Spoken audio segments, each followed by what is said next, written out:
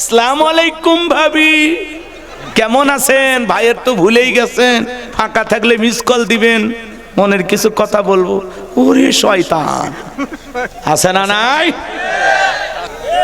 Chance পাইলে ভাবি রুমে প্রবেশ করে বলে, ভাবি আপনার যে চেহারা দেখে মনে হয় না যে আপনার বিয়ে হয়েছে। এ বিয়ে না হলে ভাবিটা কিস কাক বদমাইশ, কথা কর না কেন? কিন্তু এই ভাবিরা দুষ্ট ভাবি, মডেল ভাবি, মডার্ন ভাবি, ডিজিটাল ভাবি, এই যুগের রং তামাশা করা ভাবি। এই জন্য দেবরের এই মিষ্টি কথা পামে ভুইলা বলে, তুমি শুধু এই কথা বলো, তোমার ভাই তো কিছুই বলে না। কই ভাইয়ের কি সেই চোখ আছে? কে বাজান, আছে না? না এরকম।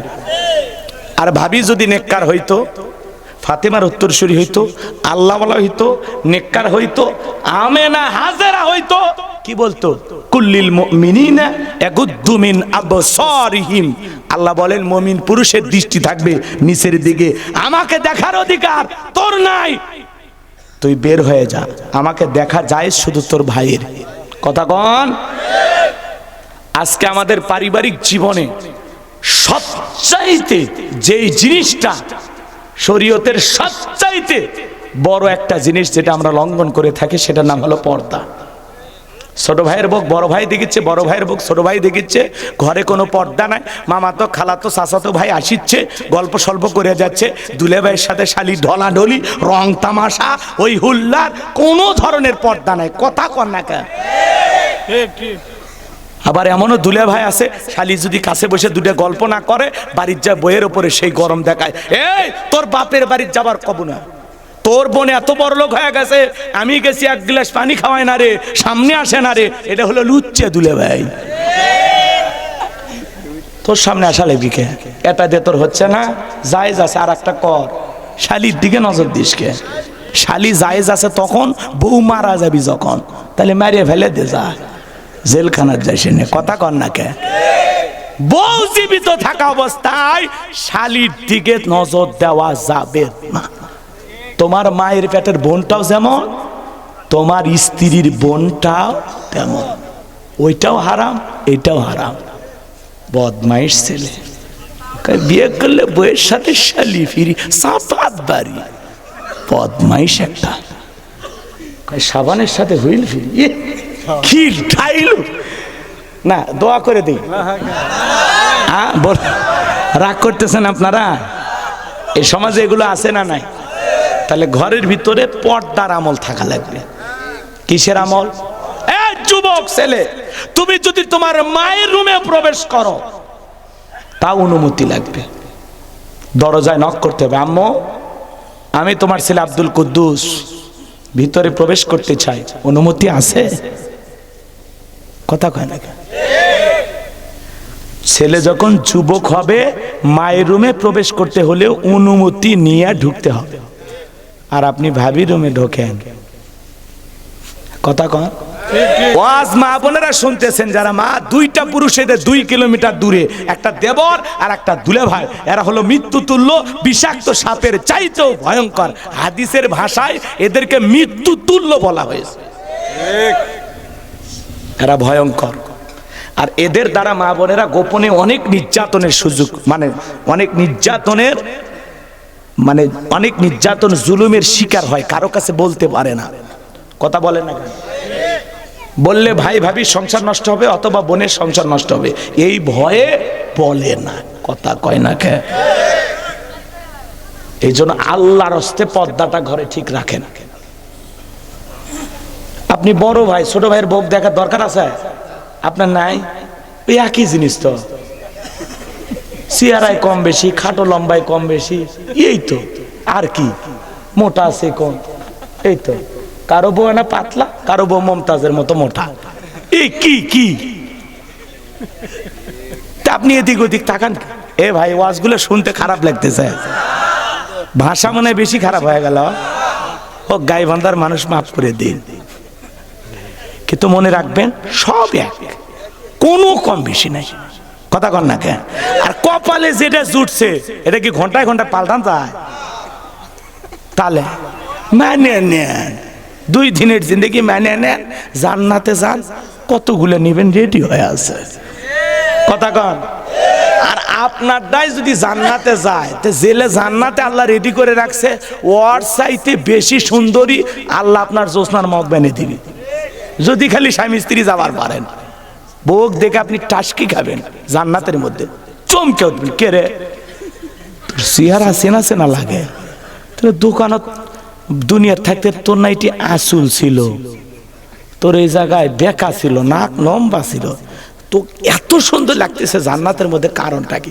হুরেদের দিকে তাকাবেন আর বইয়ের দিকে তাকাবেন, ওই হুরদের চাইতেও আল্লাহ জান্নাতি স্ত্রীকে বেশি সুন্দরী বানাবে। পাগলিরা বোঝে না, ওরা আবার কয় স্বামী জান্নাত গেলে হুর পাবি, আমার কি হবে? তোর কিচ্ছু হবে না, তুই আমল কর, জান্নাতের রাস্তাটা স্বামীর সাথেই ধর, স্বামী স্ত্রী মিলে জান্নাত যা, দুনিয়ার যেভাবে ছিল ওই একই অবস্থায় থাকবি, মিলে মিশে ভালোবাসার অভাব হবে না। ওটি যা কি গোবর সাফ করা লাগবি, গরু পালা লাগবি, জান্নাতিত কি কাজ কাম আছে? খালি স্বামীর কাছে খালি শুয়ে থাকবো, ঘুরবো, আরামাইশ করবো, আর খালি ভালোবাসা। কথা কন নাকি আপনারা? আল্লাহ প্রত্যেকটা স্বামী স্ত্রীকে জোড়ায় জোড়ায় জান্নাতে যাওয়ার তৌফিক দান করুক। একটু চিল্লা কোন আমিন। পারবেন না? বউ সাথে নিয়ে যাবেন ইনশাআল্লাহ। তাহলে কি করা লাগবে? আমল করা লাগবে। এমনি জোর করে নিয়ে যাবে এটা দুনিয়া পাচ্ছেন, আমল করা লাগবে। স্বামী স্ত্রী উভয়ে আমল করা লাগবে। আল্লাহ তৌফিক দান করুন। বাজান গো আমার, যে কথা বলতে চাচ্ছিলাম, তাহলে আমাদের ঘরের ভিতরে ফরজ পর্দা মানার দরকার আছে না নাই? আল্লাহ বলেন ওয়াকারনা ফি বুয়ুতিকুন্না ওয়ালা তাবাররাজনা তাবাররুজাল জাহিলিয়াতিল উলা। নারীরা তোমরা ঘরের ভিতরে অবস্থান করো, খবরদার জাহিলিয়াতি যুগের মেয়েদের মতো নোংরা অশ্লীল পোশাক পরে নিজের দেহকে প্রদর্শন করো না। নারীরা পর্দা করলে নিরাপদে থাকবে। পর্দা হলো নারীকে সিকিউরিটি দেবে, নিরাপত্তা দেবে। পর্দাশীল নারীর ওপরে আল্লাহ রহমত নাজিল হয়। কোন সম্ভ্রান্ত ভদ্র ফ্যামিলির মেয়ে বোরকা ছাড়া বাহিরে বের হতে পারে না। যেই নারীর ভিতরে আল্লাহর ভয় আছে, লজ্জা শরম আছে, ওই নারী বেপরদায় যাবে না। রাস্তাঘাটে জেলে দেখবেন বেপরদায়, বুঝেন এবার ওর লজ্জা নাই, ওর লজ্জা নাই। এক কথা কয় না কেন? কি চাচা কথা ঠিক আছে? ওর শরম লজ্জা যদি থাকতো, ওই খালি ওইভাবে চুল খোলামেলা করিয়া, হ্যাঁ, অন্যটা তো ঠিক মতো নেয় না, মাবলারের মতো খালি ঝুলে দিত। ওটা নেওয়ার দরকার কি? বাড়ির থুয়ে আসবে পারিস নি? অন্য ওইভাবে দেয়। এই দাঁড়া, পরে বলতেছি।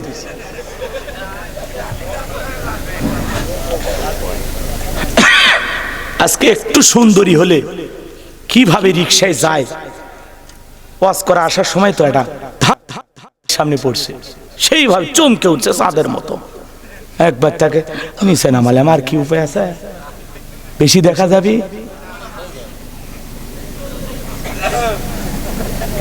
ওই মেয়েটা যদি বোরকা পরে যেত, আমার এই চোখে কি পড়তো? এরা ভাসতেছে রে, মিথ্যা কথা করছি, টাটকা দেখে আসলে চোখত পড়ে গেছে, কি করবেন? গাড়ির উপর চলে আসছে। একবার তাকে খেলি, কারণ হঠাৎ করে যদি নজর পড়ে আপনার গুনাহ হবে না। হঠাৎ করে নজর পড়লে গুনাহ হবে না, কিন্তু ইচ্ছাকৃত ভাবে দেখলে, তাকাইলে আপনার গুনাহ হবে। কিন্তু কেউ যদি চোখের উপর পড়িয়া যায়, তো কিছু করার আছে? দেখতে দেরি, চোখটা ফিরাইতে দেরি করা যাবে না। আল্লাহ আমাদের হেদায়েত দান করেন। একটু জোরে কর না আমিন। আর একটু জোরে কর আমিন। আজকে সমাজকে ধ্বংস করার যে মূল অস্ত্র, তার নাম হলো এই মোবাইল। কথা কন। এই মোবাইলের ওজন কম, কিন্তু মোবাইলের মাধ্যমে পাপের ওজনটা অনেক বেশি। কথা কন, কথা কন। যুবকেরা সারা রাত ইউটিউব ইন্টারনেট ঘাটাঘাটি করে, ইমো মেসেঞ্জারে চ্যাটিং করে, আছে না নাই? পুরো সমাজ শেষ হয়ে গেল এই মোবাইলের কারণে। রাতের আধার একা একা মোবাইলে উল্টো পাল্টা ভিডিও, ঘরের দরজা বন্ধ করে কম্বলের ভিতরে, আছে না নাই? আমি কি একটু বলবো? রাগ করবেন না? দেশে মোবাইল আইছে, চিঠি বন্ধ হইয়াছে, দিওয়ানা বানাইছে, পোলা মাইয়ার মনের কথা ভাসে বাতাসে। এ যুবক চলবে? ও দেখো বলা বানের মন বাদা ফেসবুকে এখন মোবাইলে চ্যাটিং কইরা কাটাই সারাক্ষণ। এই মোবাইল পাইয়া দেখো মদনের মাইয়া, এই মোবাইল পাইয়া দেখো রমজানের মাইয়া কি কাণ্ড ঘটাইছে, স্বামী সংসার রাইখা নাকি পালাইয়া গেছে, স্বামী সন্তান রাইখা নাকি পলাইয়া গেছে। দুই বাচ্চার মা, চার বাচ্চার মা পরকীয়া প্রেম করে আর একটা ছেলের হাত ধরে পালিয়ে যায়। যে নারী স্বামী রেখে সন্তান রেখে আর একটা পুরুষের হাত ধরে পালিয়ে যেতে পারে ওটা নারী জাতির কলঙ্ক, ওটা বিশ্বাসঘাতক ডাইনি রাক্ষসী মহিলা। ও বোন, ও মা, কেমনে পারলাম মা স্বামী রাইখা দুই তিনটা বাচ্চা রাইখা, কেমনে পারলাম মা? এত বছর এই স্বামীর সংসার করলি, সব ভুলে গেলি? স্বামীটা যদি এতই খারাপ হইতো তোর তো বাচ্চা হওয়ারও কথা ছিল না। এ কথা কম। এরা হলো কি পাষাণ, ডাইনি, ছলনাময়ী। এদের ভিতরে কোনো মায়া দয়া নাই। একটা স্বামী যদি জানতে পারে যেই বিবির সাথে আমি 12 বছর 14 বছর সংসার করতেছি, আমার সেই স্ত্রী আর একটা পর পুরুষের প্রেমে আসক্ত, পরকীয়া আসক্ত, ওই স্বামীটা এই জিনিস জানার পরে জ্যান্ত লাশ হয়ে যায় যে কি করলাম, কার সাথে ঘুমাইলাম, কার জন্য কি করলাম। কথা বলেন না কেন? কারো কাছে কিছু বলতে পারে না। বাজার নষ্ট গাড়ি ঠিক করা যায়, কিন্তু নষ্ট নারীকে ঠিক করা যায় না। একবার যদি একটা নারী পরপুরুষের প্রেমে আসক্ত হয়ে যায়, ওই নারী চরিত্রহীন হয়ে যায়, একটা পতিতার কাতারে চলে যায়। স্বামীকে ভালো লাগে না। এই কিছু মহিলা বলে না স্বামীকে ভালো লাগে না। তোমার স্বামী ফিরাউনের চাইতে খারাপ। ফিরাউনের সংসার কইরা আসিয়া যদি জান্নাত দেখতে দেখতে মৃত্যুবরণ করে, তোমার স্বামী ফিরাউনের চাইতে খারাপ? কয়টা স্বামীর সংসার করছো যে স্বামী খারাপ? 71 সাল থেকে 25 সাল পর্যন্ত তোর কয়বার বিয়ে হয়েছে? স্বামী খারাপ না? যেইটা তকদিরে জুটেছে সেইটার প্রশংসা কর, ভালোবাসা দিয়ে ওইটাকে আগলে রাখো।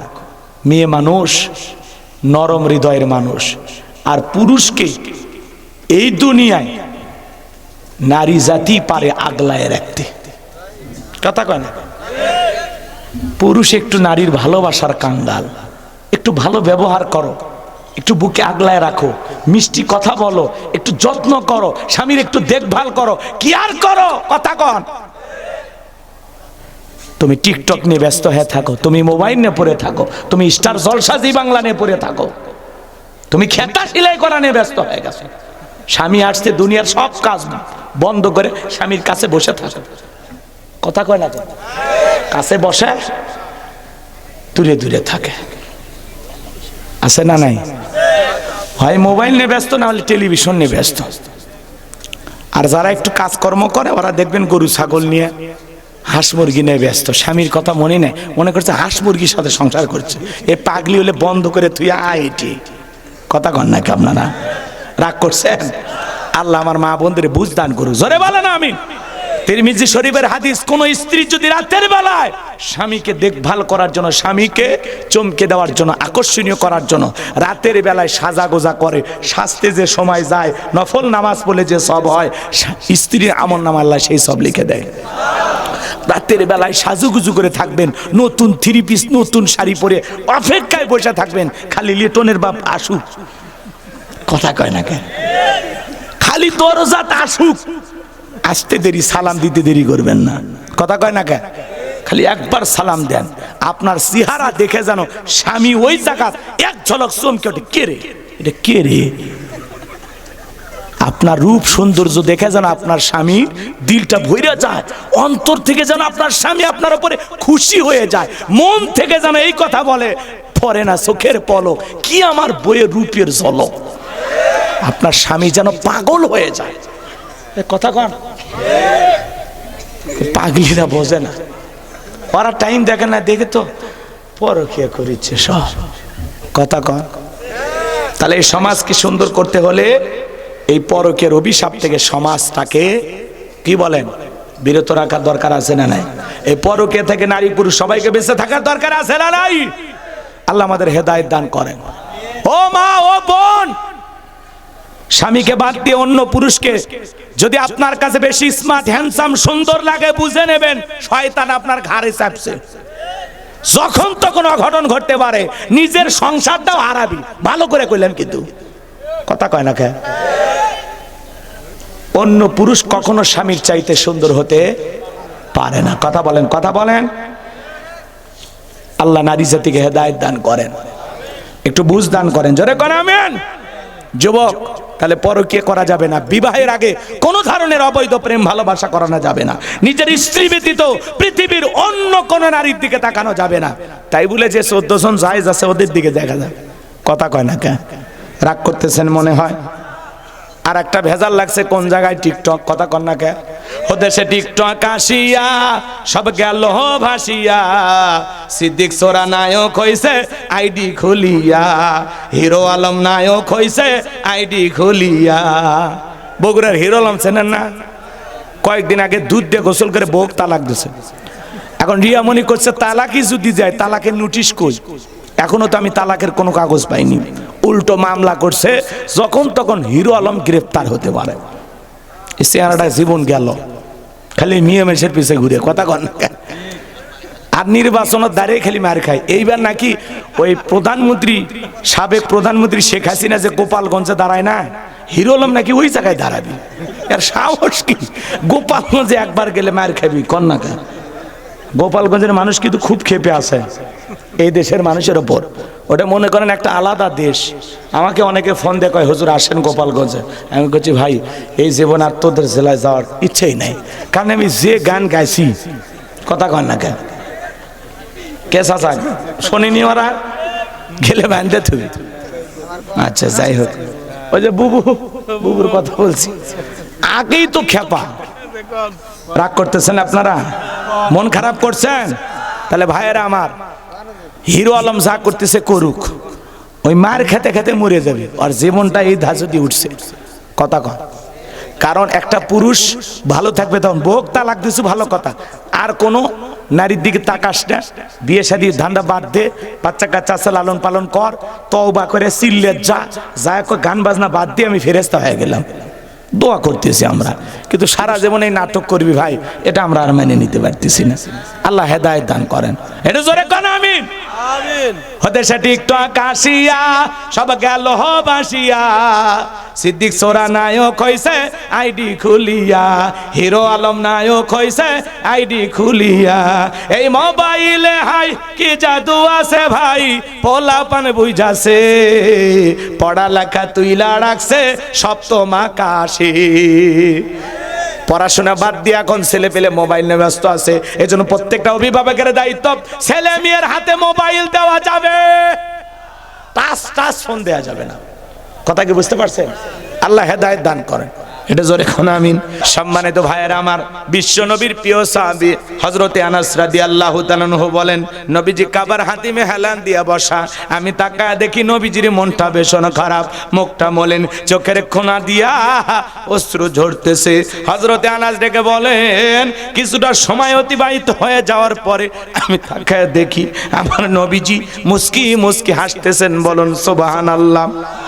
হযরতে আনাস ডেকে বলেন, নবী গো, এই মাত্র দেখলাম আপনার মুখটা মলিন, চোখের কোনা দিয়ে অশ্রু ঝরতেছে, আবার কেনই বা মুস্কি মুস্কি হাসেন? আমার নবী কেন কাঁদেন, কেন হাসেন? এর পেছনেও রহস্য আছে না নাই? নবীজির কান্না করার কারণ হলো নবীজির কলিজার টুকরা ছেলে সন্তানগুলো জন্ম নেয়, আর একে একে ছেলে সন্তানগুলো মারা যায়। আবুল কাসেম মারা যায়, আবু তাকের মারা যায়, ইব্রাহিম মারা যায়। বাবা হিসাবে নবীর মনে কষ্ট লাগে কিনা? ছেলেগুলো জন্ম নেয় আর একে একে মারা যায়। নবীজির কাছের চাচা নাম হলো আবুল হাব, ডেকে বলে, ভাতিজা, তোমার বংশে বাতিজারানো কেউ থাকলো না, তুমি একটা লেজ কাটা, তুমি একটা নির্বংশ, তুমি একটা হাট করে জোরে কন্যা মুজুবিল্লাহ। যদিও রাসূলের চারটা কন্যা সন্তান জীবিত ছিল, কিন্তু ছেলেগুলো জন্ম নেয় আর একে একে মারা যায়। নবীজির ছেলেগুলো আল্লাহ তাআলা কেন শিশুকালে উঠায় নিলেন? অনেক পয়গম্বর সন্তান জীবিত ছিল, কিন্তু নবীজির ছেলেগুলো কেন প্রাপ্ত বয়স হওয়া পর্যন্ত, যৌবন পর্যন্ত পৃথিবীর জমিনে জীবিত থাকলো না? আল্লাহ তাআলা কেন তাদেরকে শিশুকালে উঠিয়ে নিলেন? এর পিছনে রহস্য আছে না নাই? কারণ আছে না নাই? বলেন তো বাজান, নবীজির ছেলে সন্তানগুলো আল্লাহ তাআলা কেন শিশুকালে উঠিয়ে নিলেন? কি সেই কারণ একটু জানার দরকার আছে না নাই? নবীজির ছেলে সন্তানগুলো শিশুকালে বিদায় নেওয়ার পিছনে কারণ আছে তিনটি। জোরে বলেন কয়টি? নবীর উম্মত হিসাবে কারা কারা জানতে চান হাত তুলে আল্লাহ দেখান। লিল্লাহে তাকবীর, লিল্লাহে তাকবীর। হাত নামান আমার ভাইয়েরা। কি সেই তিনটি কারণ? যদি আমি বলতে চাই 3 নম্বর আয়াতের আলোচনা করা লাগবে, আমি কি 1 নম্বর আয়াত বাদ দিয়ে 3 নম্বরে যাব, নাকি আস্তে আস্তে শুরু করা যাক? ধৈর্য আছে তো ভাই? তাহলে একে তো সন্তান হারানোর ব্যথা, অন্যদিকে আপন মানুষদের সমালোচনা। নবীজির মনের কষ্ট কমে না বাড়ে? একটু জোরে বলেন আমার ভাইয়েরা। অন্যদিকে সাহাবায়ে কিরাম যারা ইসলাম ধর্ম গ্রহণ করে, কাফের বেঈমানরা তাদের উপর নির্যাতন ও জুলুমের স্টিম রোলার চালায়। হযরতে বেলাল তখনও কালেমা পড়ে মুসলমান হন নাই। নবীজি রাতের বেলায় দারুল আরকামে বসা। হযরতে বেলাল বিশ্বনবীর দরবারে উপস্থিত হয়ে গেলেন। নবীজির চেহারার দিকে তাকাইয়া ডেকে বলেন, নবী গো, আপনার চাইতে সুন্দর মানুষ আমি জীবনে কোনোদিন দেখি নাই। বলুন সুবহানাল্লাহ।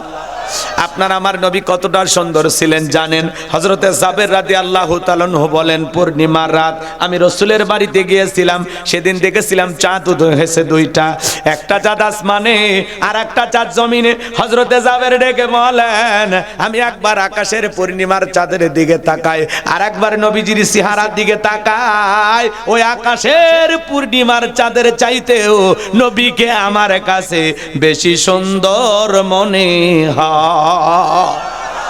আম্মা জান আয়েশা ডেকে বলেন, মিশরের নারীরা ইউসুফ নবীর চেহারার দিকে তাকাইয়া ফল কাটতে গিয়ে আঙ্গুল কেটে ফেলে দিয়েছিল।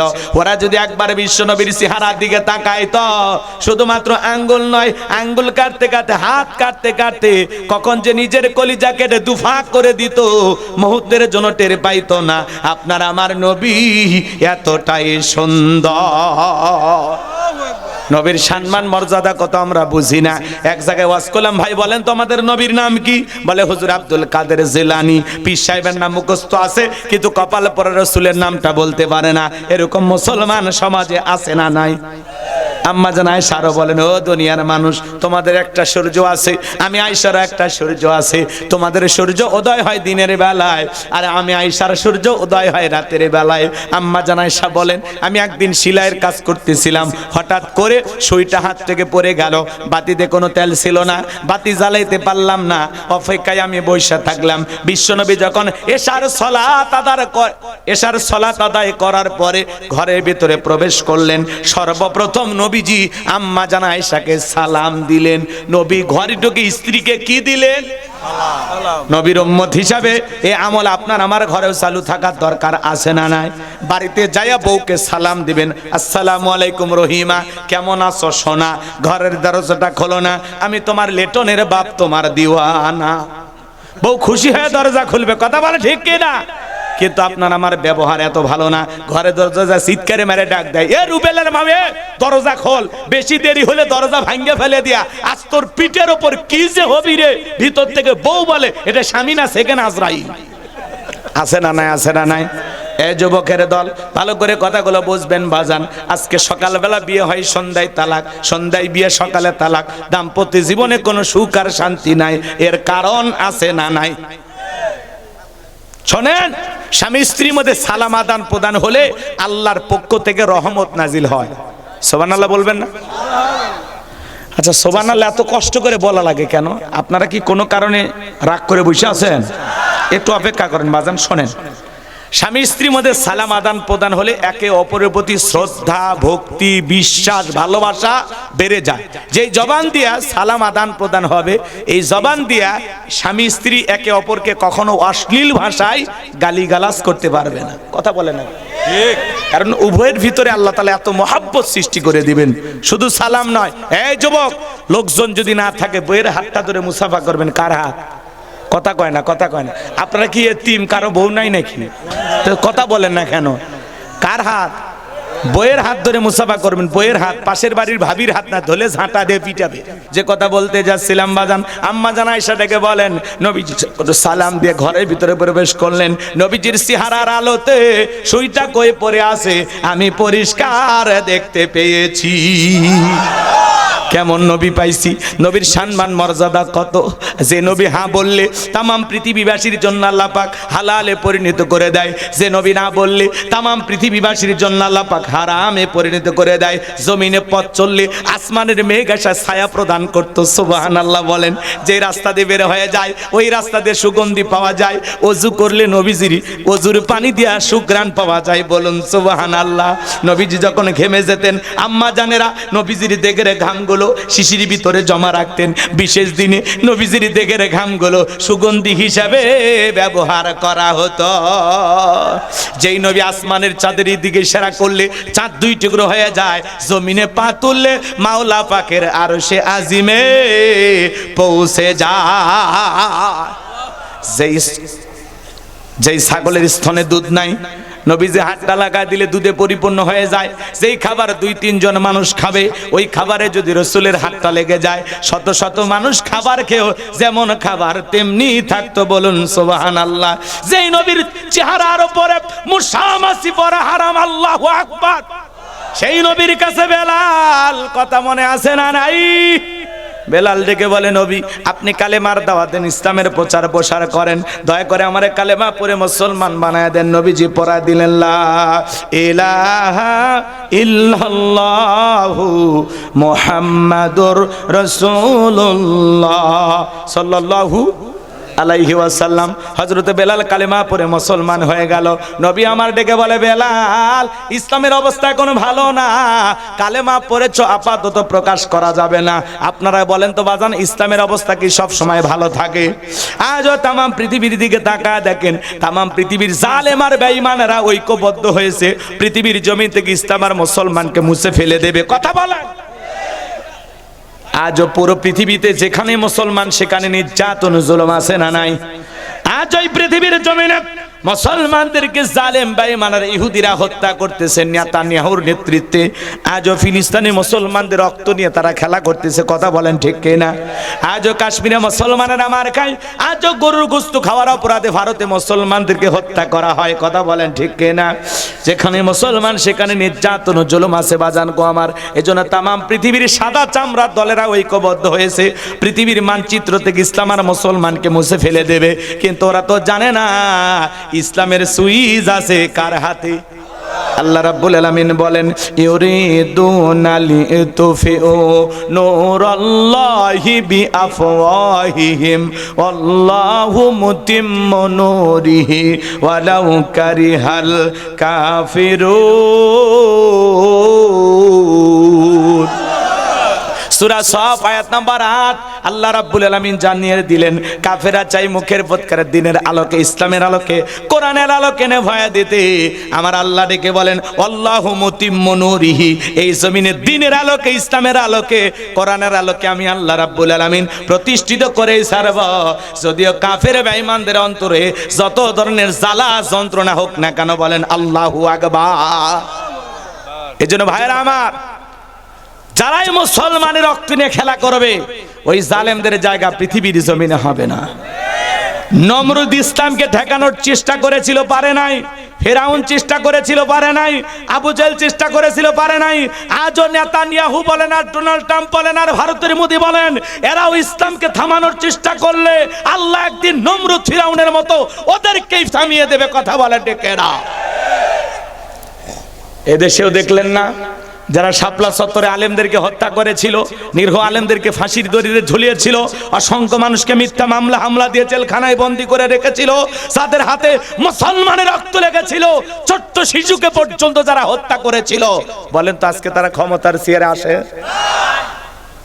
শুধুমাত্র মানুষের উপরে অবিচার করার কারণে, নির্বিচারে মানুষকে হত্যা করার কারণে, আলেমদেরকে লাঞ্ছিত করার কারণে আল্লাহ পুরো পৃথিবীর সামনে ওদেরকে লাঞ্ছিত করেছেন। আপনি কি বলেন? আমরা চাইছিলাম ম্যাডাম পদত্যাগ করেন, আল্লাহ বলে কিসের পদত্যাগ? ওরা যে অন্যায় অপরাধ করছে বিগত বছরগুলোতে, শুধু পদত্যাগ না, আমি আল্লাহ ওদেরকে দেশ ত্যাগ করতে বাধ্য করব। ইন্না বাতাসা রাব্বিকা লাশাদীদ, আল্লাহর পাকড়াও বড় কঠিন। আল্লাহ ধরে ধরে না, যেদিন ধরবে মামু বাড়ি দিল্লি গিয়ে পড়বে। আছে আছে নাই? এই কথা কন না কি আপনার? রাগ করতেছেন? তা আপনাদের কাছে আমার একটাই কথা, আগামীতে সিদ্ধান্ত নেবেন, আর যাই হোক কোন নারীকে এই দেশের প্রধানমন্ত্রী বানানো যাবে না। কারণ মেয়েদের রাগ বেশি, জেদ বেশি। দেখেন না, স্বামীর সাথে ঝগড়া লাগা হাঁড়ি পাতিল ভেঙে ফেলে দেয়, স্বামী তুলে আছাড় মারে, রাগ করে সংসার দিয়ে বাপের বাড়ি চলে যায়, রাগ করে 20 কোটি জনগণ দিয়ে পালিয়ে গেছে। এজন্য সিদ্ধান্ত নেওয়া লাগবে আগামীতে। আর যাই হোক পুরুষ দরকার, কথা কর না কেন? কারা কারা আগামীতে পুরুষ প্রধানমন্ত্রী চান? হাত তুলে দেখান তো। লিল্লাহি তাকবীর। নারীদের দেখার দিন শেষ, আগামীতে পুরুষের বাংলাদেশ, পুরুষ হবে আমাদের নেতা। মেয়ে মানুষের জ্বালা যন্ত্রণা আর সহ্য হলো না, এখন পুরুষ দরকার। কি কন? ওরা ঘরেও জ্বালায়, বাইরে জ্বালায়, কথা কন।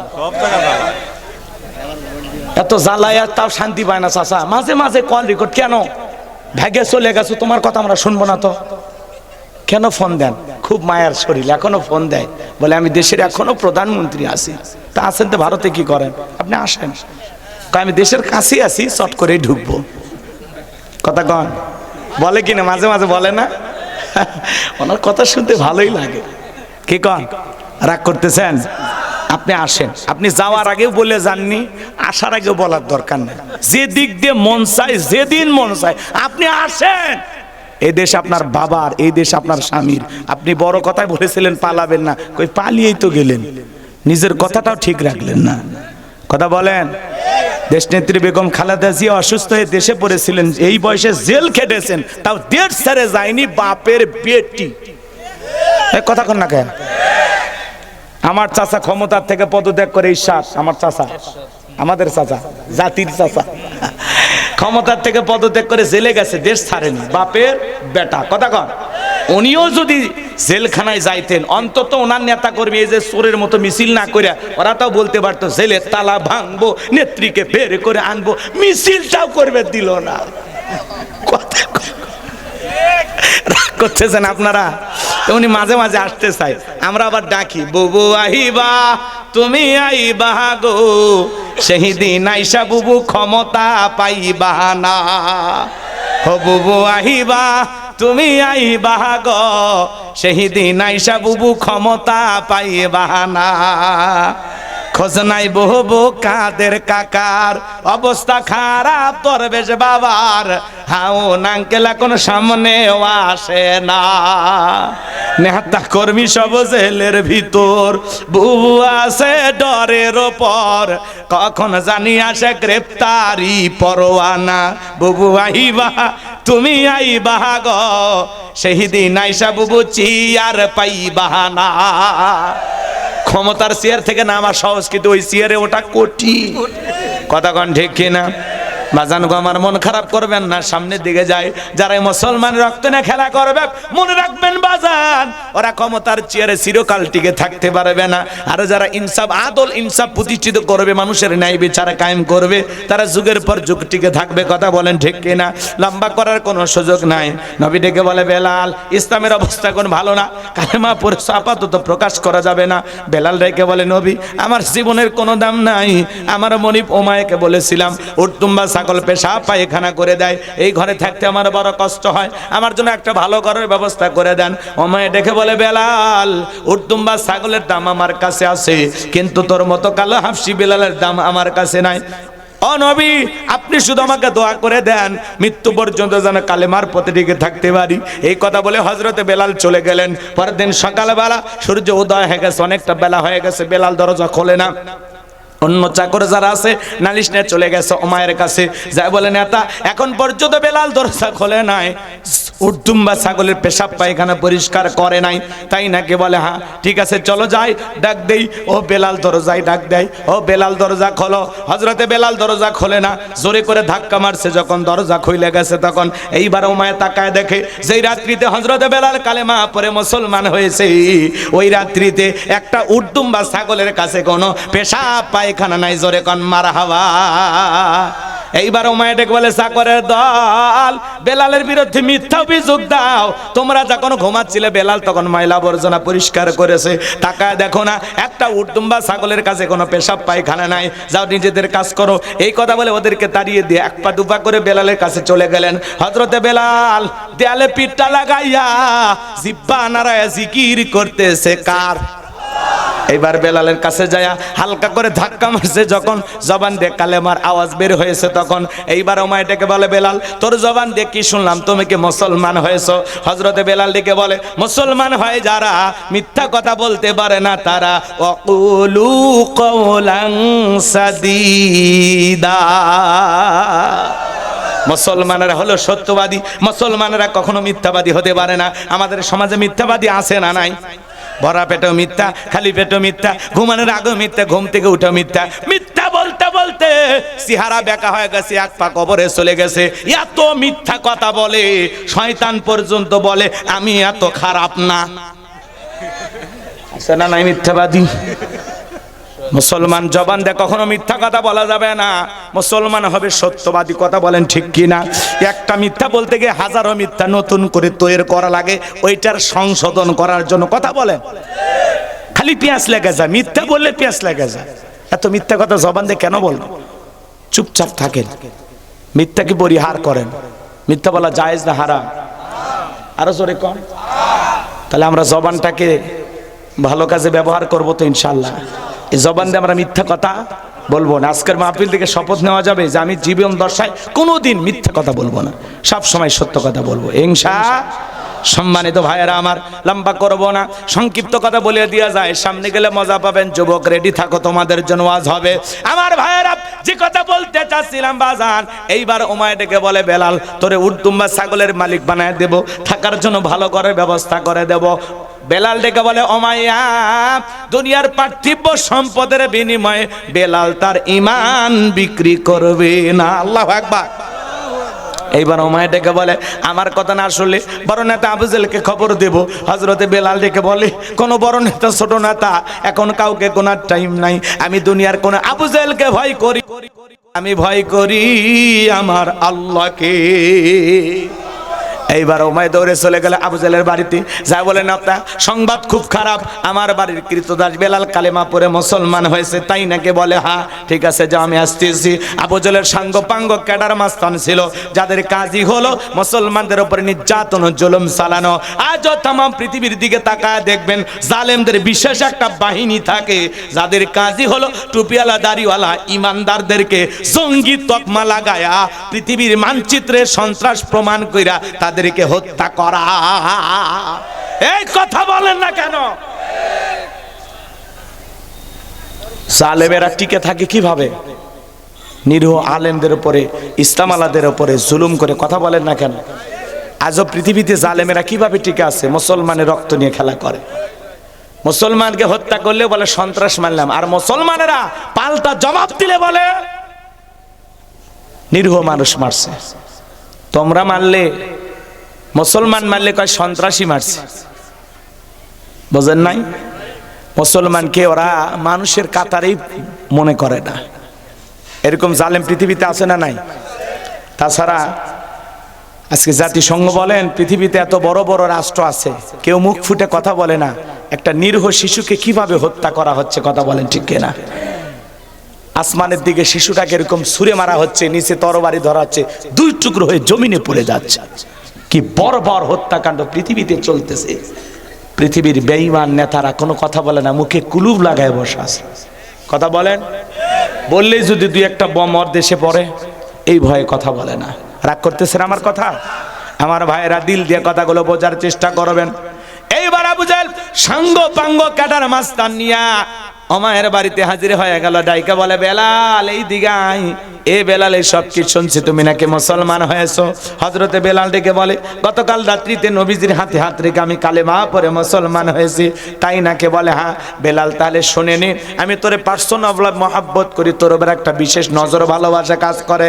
এ বেলাল তুমি যদি চাও উটদুম্বা ছাগলের মালিক তোমাকে বানায় দেব, থাকার জন্য ভালো ঘরের বাড়ি ব্যবস্থা করে দেব, ব্যবসা বাণিজ্য যদি করতে চাও দিরহাম টাকা পয়সা যা লাগে দেব রে বেলাল। চতুর্থ নাম্বার প্রস্তাব হলো তুমি যে কোনো বিষয় চাইতে দেরি, তোমার চাহিদাটা পূরণ করতে দেরি করব না, এখনো সময় আছে। আব্দুল্লাহর বেটা মুহাম্মদ সাল্লাল্লাহু আলাইহি সাল্লামের ধর্ম ত্যাগ করে আবারও বাপ দাদার ধর্মে ফিরে আসো। হযরতে বেলাল ডেকে বলে, আবু জেহেল রে, দুনিয়ার সব সম্পদ যদি আমি বেলালকে দিতে চাও, দুনিয়ার সব সম্পদ ছাড়তে রাজি, নবীজির কালেমা ছাড়তে রাজি নাই। বলেন আল্লাহু আকবার। বেলালের মতো যারা খাঁটি ইমানদার, এদেরকে টাকা দিয়ে কেনা যায় না, কিন্তু মুনাফিক মার্কা মুসলমান যারা টাকার কাছে বিক্রি হয়, তারা টাকা যেই দিকে ওদের ফতুয়া সেই দিকে, টাকার জোরে ফতুয়া ঘরে। টাকা পাইলে বাতিলের পাঁচাটা গোলাম হয়। কথা বলে কত হুজুর যায় বাতিলের পায়ে সিজদা মারতেছে। কথা বলেন কত টুপিওয়ালা দাড়িওয়ালা একটু সুবিধাবাদ জিন্দাবাদ সময়ের আবহাওয়ার পরিবর্তন দেখা মাথা নত করে এখনই হুজুর হুজুর কওয়া শুরু করছে। এ কথা কন না কে? নাম ধরে বলা লাগবি না ইশারা মারলে বোঝেন? নাম বললেই কবে এরা দলাদলি করতেছে, নাম বলবো না। আজকে এক শ্রেণীর হুজুর টাকার কাছে বিক্রি হয়ে গেছে, বাতিলের পাঁচাটা গোলাম হয়ে গেছে। বাতিলের সুরে কথা কয়। কথা বলেন না কেন? ওই সুর নিজের না, বাতিলের সুর। টাকা খাইয়া উল্টা পাল্টা কথা বলে, টাকার জোরে ফতুয়া ঘরে। গরিবের ছেলে যদি অকাম বদকাম করে, কয় ধর মার বান্দে এখনো বেঁচে আছে। আর ধনির ছেলে, কুটিপতির ছেলে, সভাপতির ছেলে যদি কিছু করে, ইমাম সাহেবের ফতুয়া পাল্টা যায়। কয় ধনির ছেলে তো একটু ভুলভাল কাজ করছে, সমস্যা নাই, ছোট মানুষ তওবা করে। আল্লাহ কথা কয় না কেন? ও হুজুর, ধনির বেলায় ফতুয়া পাল্টে যায়। এখন কি ফতুয়া দিবি? সঠিকটা বললে তোর ইমামতি চলে যাবি। ওই ভয় আর সঠিক ফতুয়া দেয় না। আছে না নাই? বউ তালাক দেশে মাথা গরম করে যায়, তালাকের মাসালা সঠিক আমি ওইটা বলতেছি না। হঠাৎ করে রাগ করে তো বউ তালাক দেয়। নাকি কেউ সিরাজগঞ্জ থেকে 2 কেজি গরুর গোস্ত নিয়ে আসে, পাকিস্তানি দেশি মুরগি, বোয়াল মাছ, কাতল মাছ, একবারে টাঙ্গাইলে 3টে শাড়ি, 6টা 3 পিস, চুরি, আলতা, সোনো, কসমেটিক, 2 ভরি স্বর্ণের গহনা, কি কর বইয়ের যা যা লাগে সব নিয়ে এসে দুপুরে গোস্ত টোস্ত ভাত দিয়ে বগুড়ের দই মিষ্টি খিলে হাসতে হাসতে বলে, আমি এখন তোমাকে তালাক দেব। এরকম মজা করে কেউ তালাক দেয় নাকি রাগ করে দেয়? এই যুবক, বিয়ে করার আগে তালাকের মাসালা জানো। কথা কয় না কে? যে কোন কথায় কি কথায় কিভাবে বউ তালাক হয় একটু জানো আগে। কথা কয় না কে আপনারা? রাগ করে বউ তালাক দে, রাগ করে তোর খালি বইয়ের তালাকের কথাই বের হয়।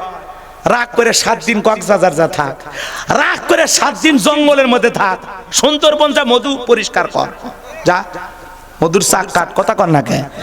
তোর রাগ এতই বেশি, তুই 3 মাস জেলখানাতে এমনি বন্দি হয় থাক। রাগ করে খালি বউকে তালাক দিবেরই মনে চায় না। হাই রে রাগ, রাগ করে কন্ট্রোল করে পার না। 1 তালাক 2 তালাক, তোর মা বোন সব তালাক। কেরে তোর মা বোনও বিয়ে করছিল? হ্যাঁ, শাশুড়ি পর্যন্ত তালাক দেয়। এরকম হাইব্রিড শয়তান আছে না? নাই, আল্লাহ হেদায়েত দান করুক। রাগ করে তো মানুষ বউকে তালাক দেয়। পরে যখন ভুল বুঝতে পারে যে এখন বাচ্চাদের কি হবি, আমার এই কাপড় চোপড় কে ধোবি, হাই রে বউক তার কাছে পাবো না, আদর করতে পারবো না, আর মাথা গরম হয়ে যায়, তখন মুফতি সাহেবের কাছে বলে, হুজুর একটা বাচ্চার রাস্তা দেখান হুজুর। কথা কয় না কে? আছে না ভাই? তখন হুজুরের হাতে 5,000 10,000 টাকা দিয়ে দেয়। ওই হুজুর টাকার গন্ধ পায় তখন। আসলে এটা প্রথমবার না, প্রথম তালাক দিচ্ছে। আচ্ছা দেখি কি করা যায়। হুজুর এইবার 10-5 মিনিট গবেষণা করে চিন্তা ভাবনা করে বলতে, ব্যাপার না, যেহেতু মানুষ আসলে ভুল করে, আল্লাহ ভুল বা অপরাধী যে বান্দা, আল্লাহ তাকে ক্ষমাও করে, সমস্যা না ভাই, একবার তওবা করে নিতে পারেন। ওরে শয়তানি আছে না? নাই, হ্যাঁ আছে। তবে হ্যাঁ, আপনার বউ যদি রাগ করে আপনার তালাক দেয় তাহলে সমস্যা নেই। ওই পাগলি যা কয় তালাক দিবি পুরুষ, পুরুষ। কথা কয় না কে? অনেক মেয়ে মানুষের তালাক দেয় না, আমি তো তালাক দিলাম, 1 তালাক 2 তালাক 3 তালাক। ওই পাগলি জানে না তোর এটা কওয়া না কওয়া সমান রে। কথা কন, কথা কন। আল্লাহ মা বোনদের হেদায়েত দান করুক, জোরে বলেন আমিন। তাহলে টাকা পাইলে ফতুয়া ওলট পালট হয়ে যায়, কথা কন। টাকার জোরে ফতুয়া ঘরে, টাকার জোরে। কিন্তু বেলালের যারা উত্তর শরীয়রা টাকার কাছে বিক্রি হয় না। আমার ভাইয়েরা, এইবার বেলালকে আবু জেহেল ডেকে বলে, বেলাল এত বড় লোভনীয় প্রস্তাব দিলাম, রাজি হইলি না। সোজা আঙ্গুলে ঘিউ না উঠলে আঙ্গুলে একটু বাঁকা করা লাগবে। এই কথা বলে যুবকদের লেলিয়ে দিল, এই যুবকের দল চাবুক দিয়ে পিটাও। এইবার হযরত বেলালকে যুবকেরা চাবুক দিয়ে পিটানো শুরু করলো। এরা চাবুক দিয়ে মারতে মারতে বেলালের কালো চামড়া গুলো ফেটে রক্ত ঝরা শুরু হয়ে গেল। ওরা যত জোরে চাবুক মারে, বেলাল তত জোরে আল্লাহর নামের জিকির করে। বাবার মারে লাগতেছে, সাইরা দাও, এগুলো বলে না। বেলালের জবানে মালিকের নাম, আল্লাহর নামে জিকির করে বেলাল। আবু জেহেল ডেকে বলে, বেলাল চাবুক দিয়ে পিটাইলাম, দেহ থেকে রক্ত ঝরা শুরু হয়ে গেছে। এ বেলাল, তবুও কি নবী মুহাম্মাদের কালিমা ছাড়বি না? বেলাল ডেকে বলে, আবু জেহেল রে, মারতে মারতে যদি মেরেও ফেলে দাও, জীবনটা দিতে রাজি, নবীজির কালেমা ছাড়তে রাজি নাই। ইসলামের প্রথম মুয়াজ্জিন বেলাল। এইবার আবু জেহেল ডেকে বলে, বেলালের পায়ে রশি লাগাও, উঠের পায়ের সঙ্গে বাঁধো। মরুভূমির উত্তপ্ত গরম বালিতে হযরত বেলালকে উঠের পায়ের সঙ্গে বেঁধে ছেঁচড়াইয়া ছেঁচড়ে ঘোরা হচ্ছে। আরবের মরুভূমির বালিগুলো এত গরম, চাল দিলে মুড়ি হয়ে যায়। এত উত্তপ্ত ফুটান্ত গরম বালি বাজার, বাবলা গাছের খেটাগুলো জিহ্বার ভিতরে পেরেকের মতো মারা হচ্ছে। বিকেল বেলা নিয়ে এসে বলে, বেলাল চাবুক দিয়ে পিটাইলাম, পায়ে রশি লাগাইয়া নিয়ে ঘুরলাম। এ বেলাল, তবুও কি নবী মুহাম্মদ সাল্লাল্লাহু আলাইহি সাল্লামের কালেমা ছাড়বি না? বেলাল ডেকে বলে, আবু জেহেল রে, মারতে মারতে যদি মেরেও ফেলে দাও, বেলালের নিঃশ্বাস থাকবে যতদিন, বেলাল ইসলামের পথে টিকে থাকবে ততদিন। আল্লাহু আকবার। এবার আবু জেহেল ডেকে বলে, এই যুবকের দল, বিশাল বড় একটা পাথর নিয়ে আসো, বেলালের বুকের উপরে চাপায়া দাও। এইবার বড় একটা পাথর নিয়ে এসে বেলালের বুকের উপরে চাপায়া দেওয়া হলো। আবু জেহেল মনে করলো পাথরের চাপার আঘাতে বেলাল মারা যাবে, এই কথা ভেবে কাফেররা চলে গেল।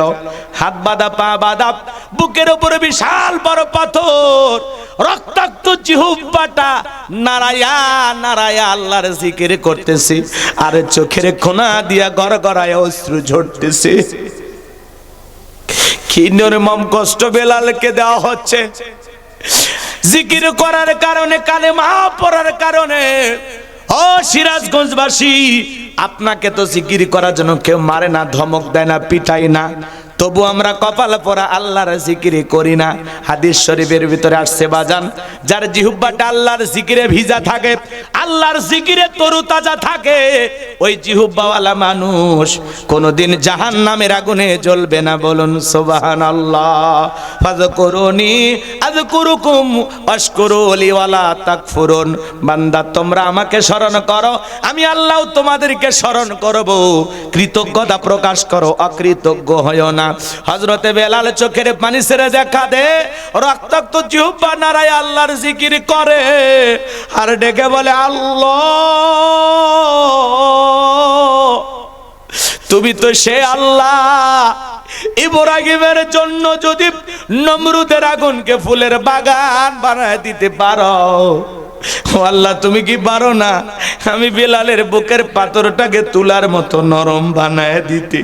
আমার বুকের উপরে পাথর থাকার কারণে তোমার মতো মালিকের জিকিরি করতে বড় কষ্ট হয়। ও আল্লাহ তুমি কি পারো না বেলালের বুকের পাথরটাকে তুলার মতো নরম বানায় দিতে? হযরতে বেলাল চোখের পানি ছেড়ে দিয়া আল্লাহর কাছে কাঁদতে কাঁদতে দোয়া করতে দেরি। আসমানের মালিক আল্লাহ দোয়া কবুল করতে দেরি করে নাই। বেলালের বুকের পাথরটাকে আমার আল্লাহ তুলার মতো নরম বানিয়ে দিয়েছেন। বলুন সুবহানাল্লাহ।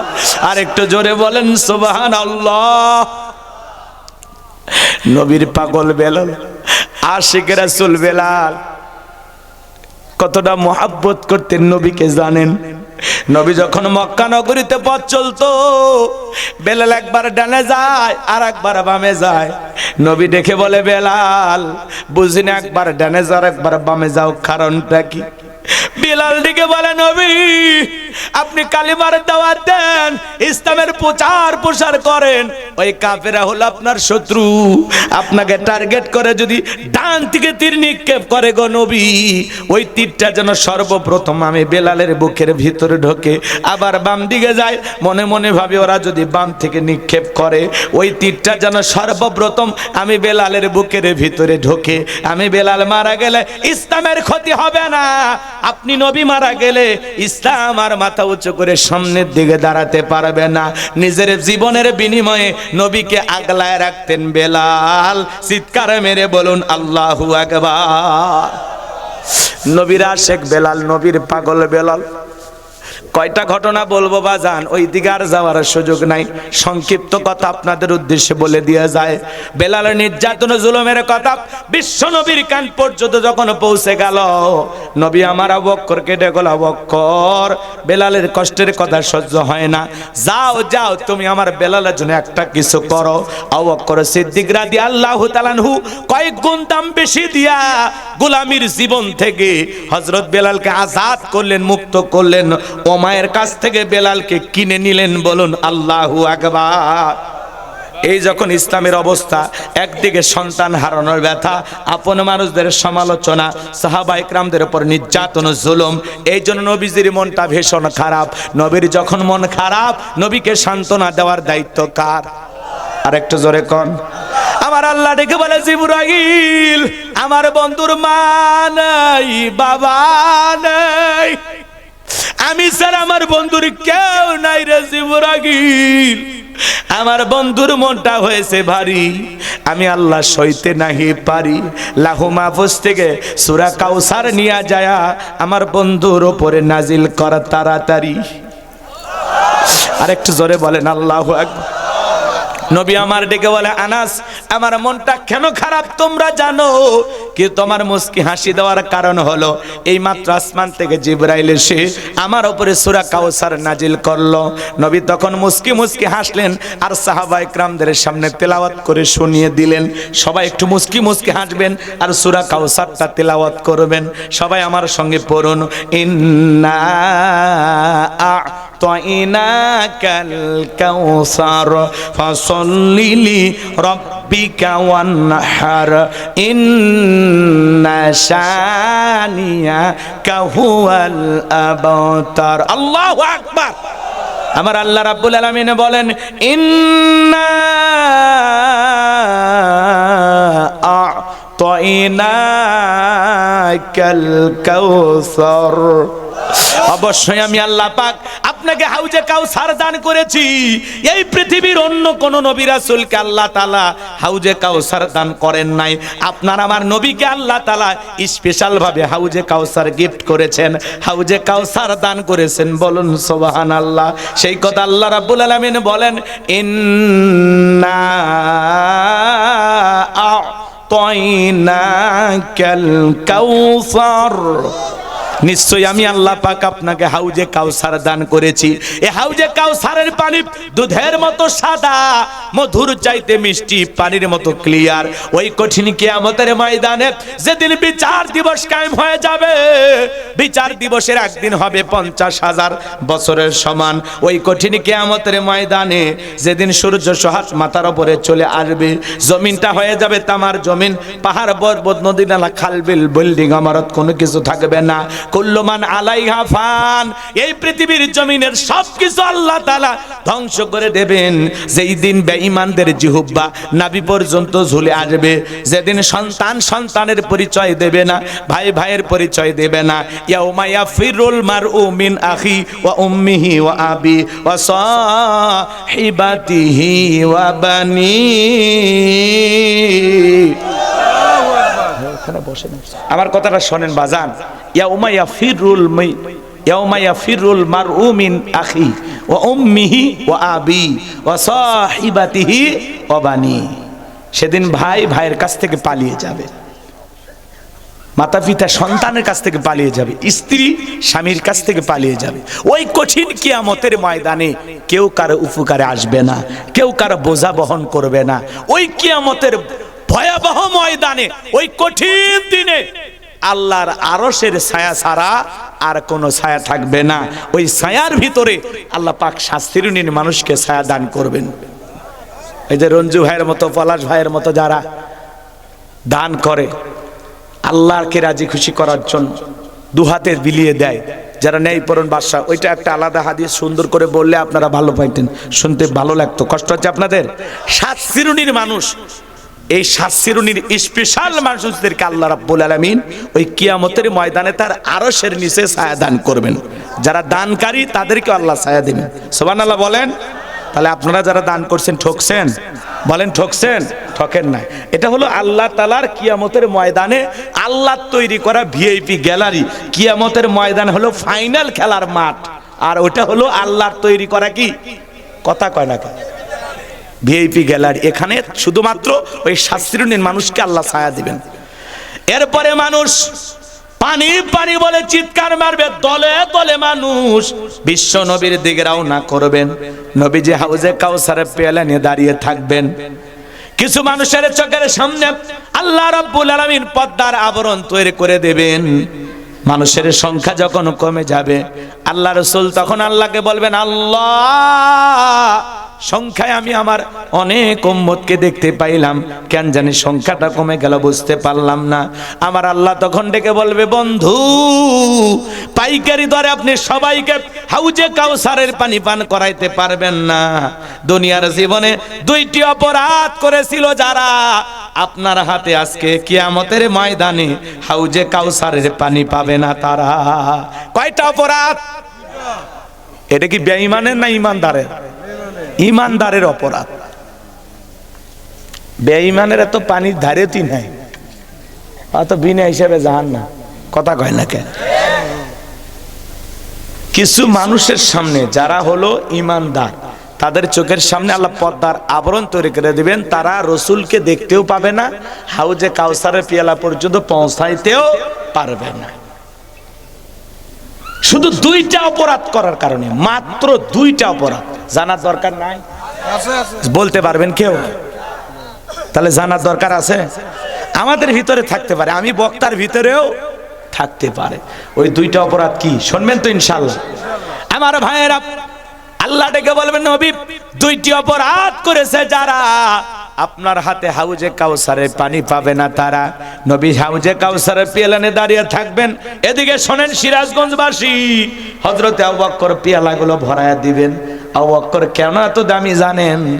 রসুলের 1 নাম্বার সাহাবী, ইসলামের 1 নাম্বার খলিফা, রসুলের সাথে একই জান্নাতে প্রবেশ করবেন। সুবহানাল্লাহ বলেন। আবু বকরের এত দাম কেন? ইসলামের জন্য 13টা দোকান ছিল সেই সময়, সব বিক্রি করে দিয়েছে, সব। সুবহানাল্লাহ। আমরা এখন 13টা 26টা বানাই। কি কন ভাই? আসানুল ভাই কথা ঠিক আছে না? এখন আমাদের লোভ লালসা বেশি, দান করতে চায় না।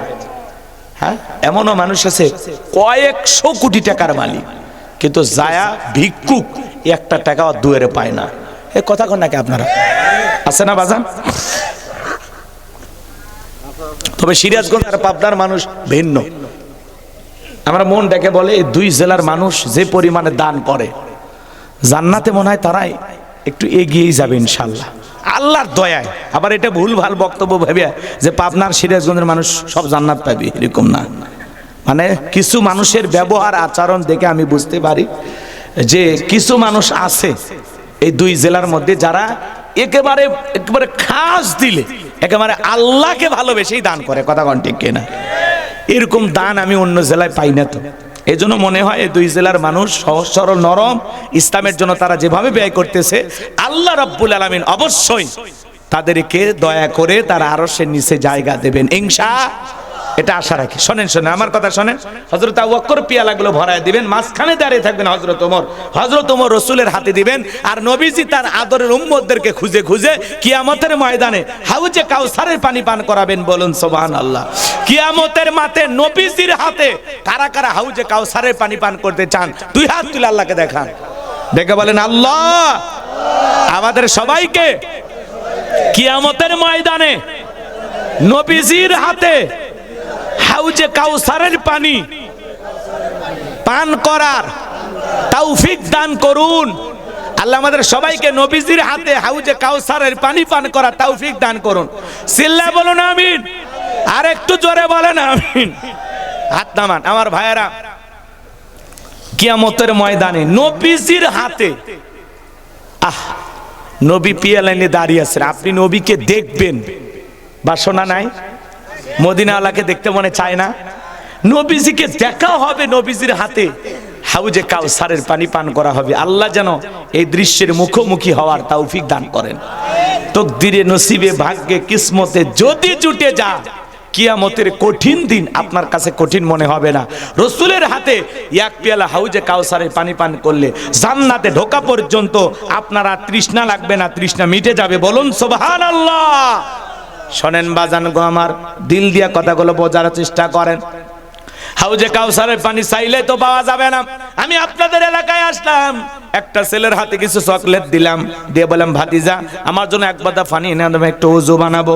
ওই ছেলেটা চকলেট পায় বদনানে মারছে দৌড়, মাঝখানে আচার খাইয়ে পড়ে গেছে, হাঁটুটা ছিলে গেছে, রক্ত বের হয়ে গেছে, ব্যথাও পাইছে।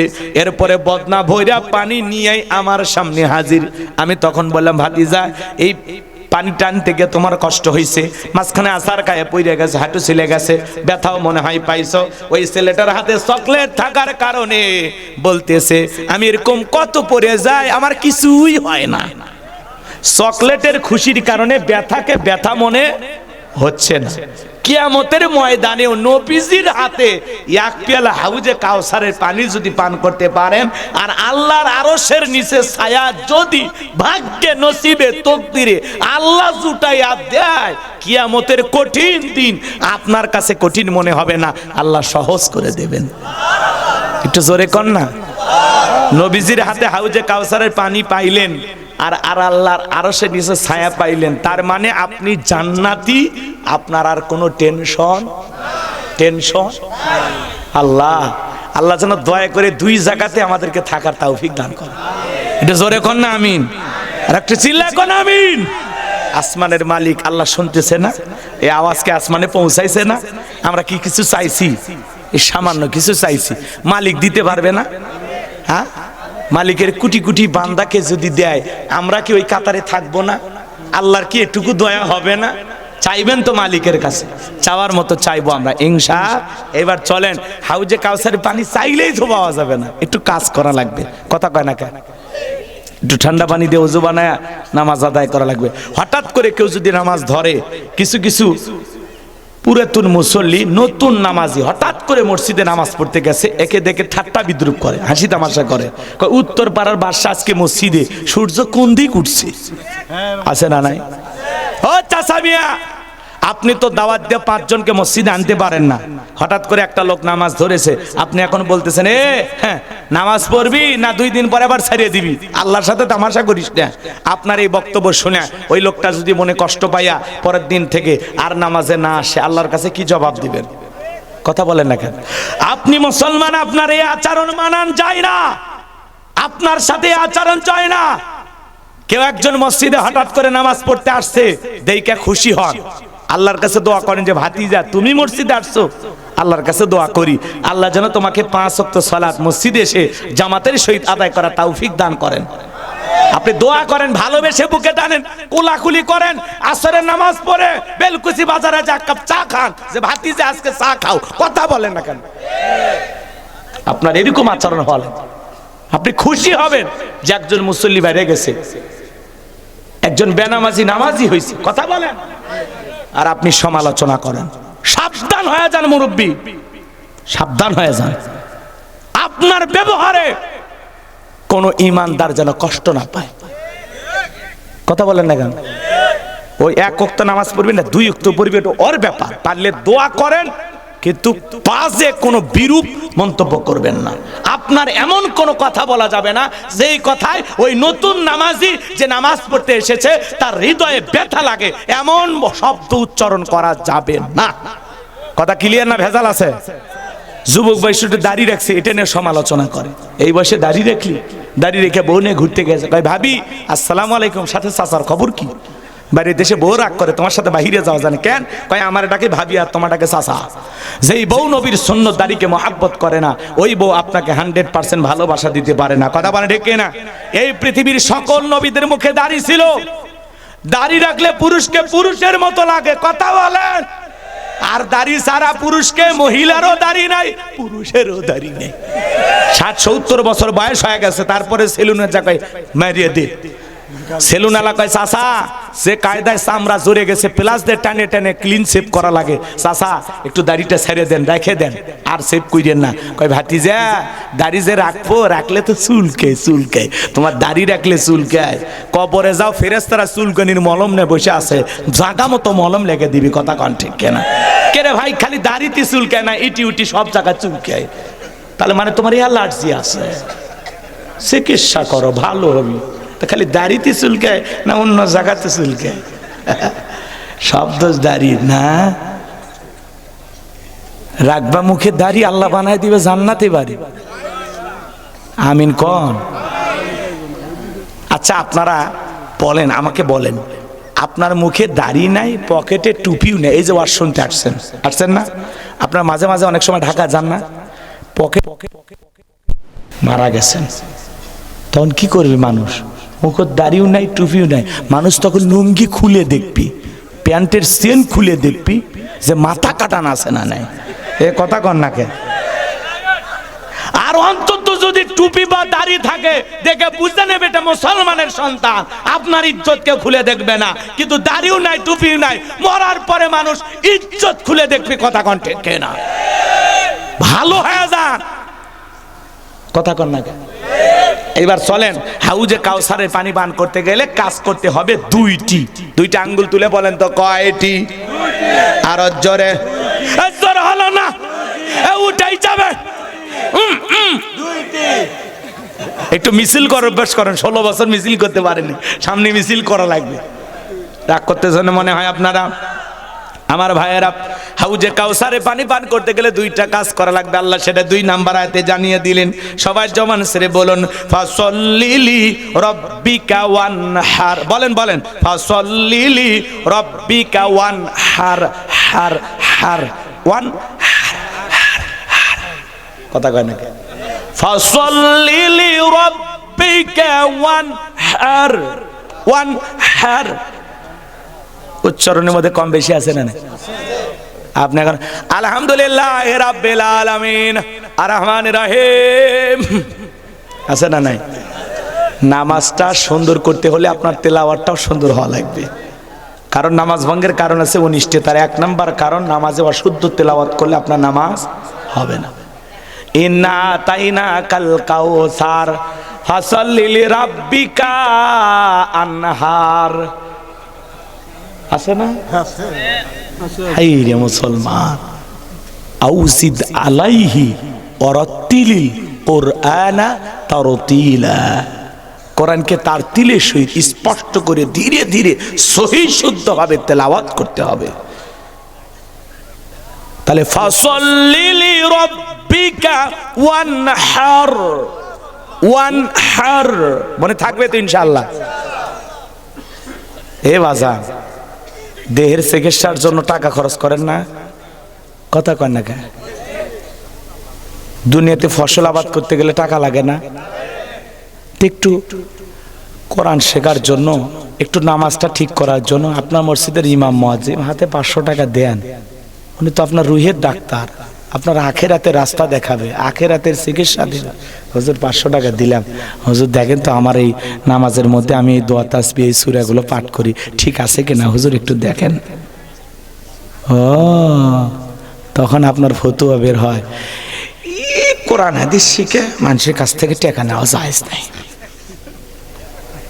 একটা ডাক্তারের কাছে যা বলেন তো, ডাক্তার সাহেব মানুষের সেবাই তো করতেছেন, সওয়াব হবে, টাকার দরকার কি?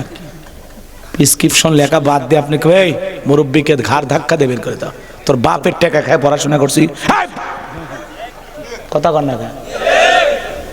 রতন ডাক্তারের কথা করছে, সেই ডাক্তারই হোক কয়জনাক ফ্রি চিকিৎসা দিবে, আর সারা জীবন যদি ফ্রি চিকিৎসা করে তো ওনার জীবন চলবে কিভাবে, ভাবি চলবে কিভাবে, বাচ্চারা চলবে কিভাবে? কথা কর নাকি আপনারা?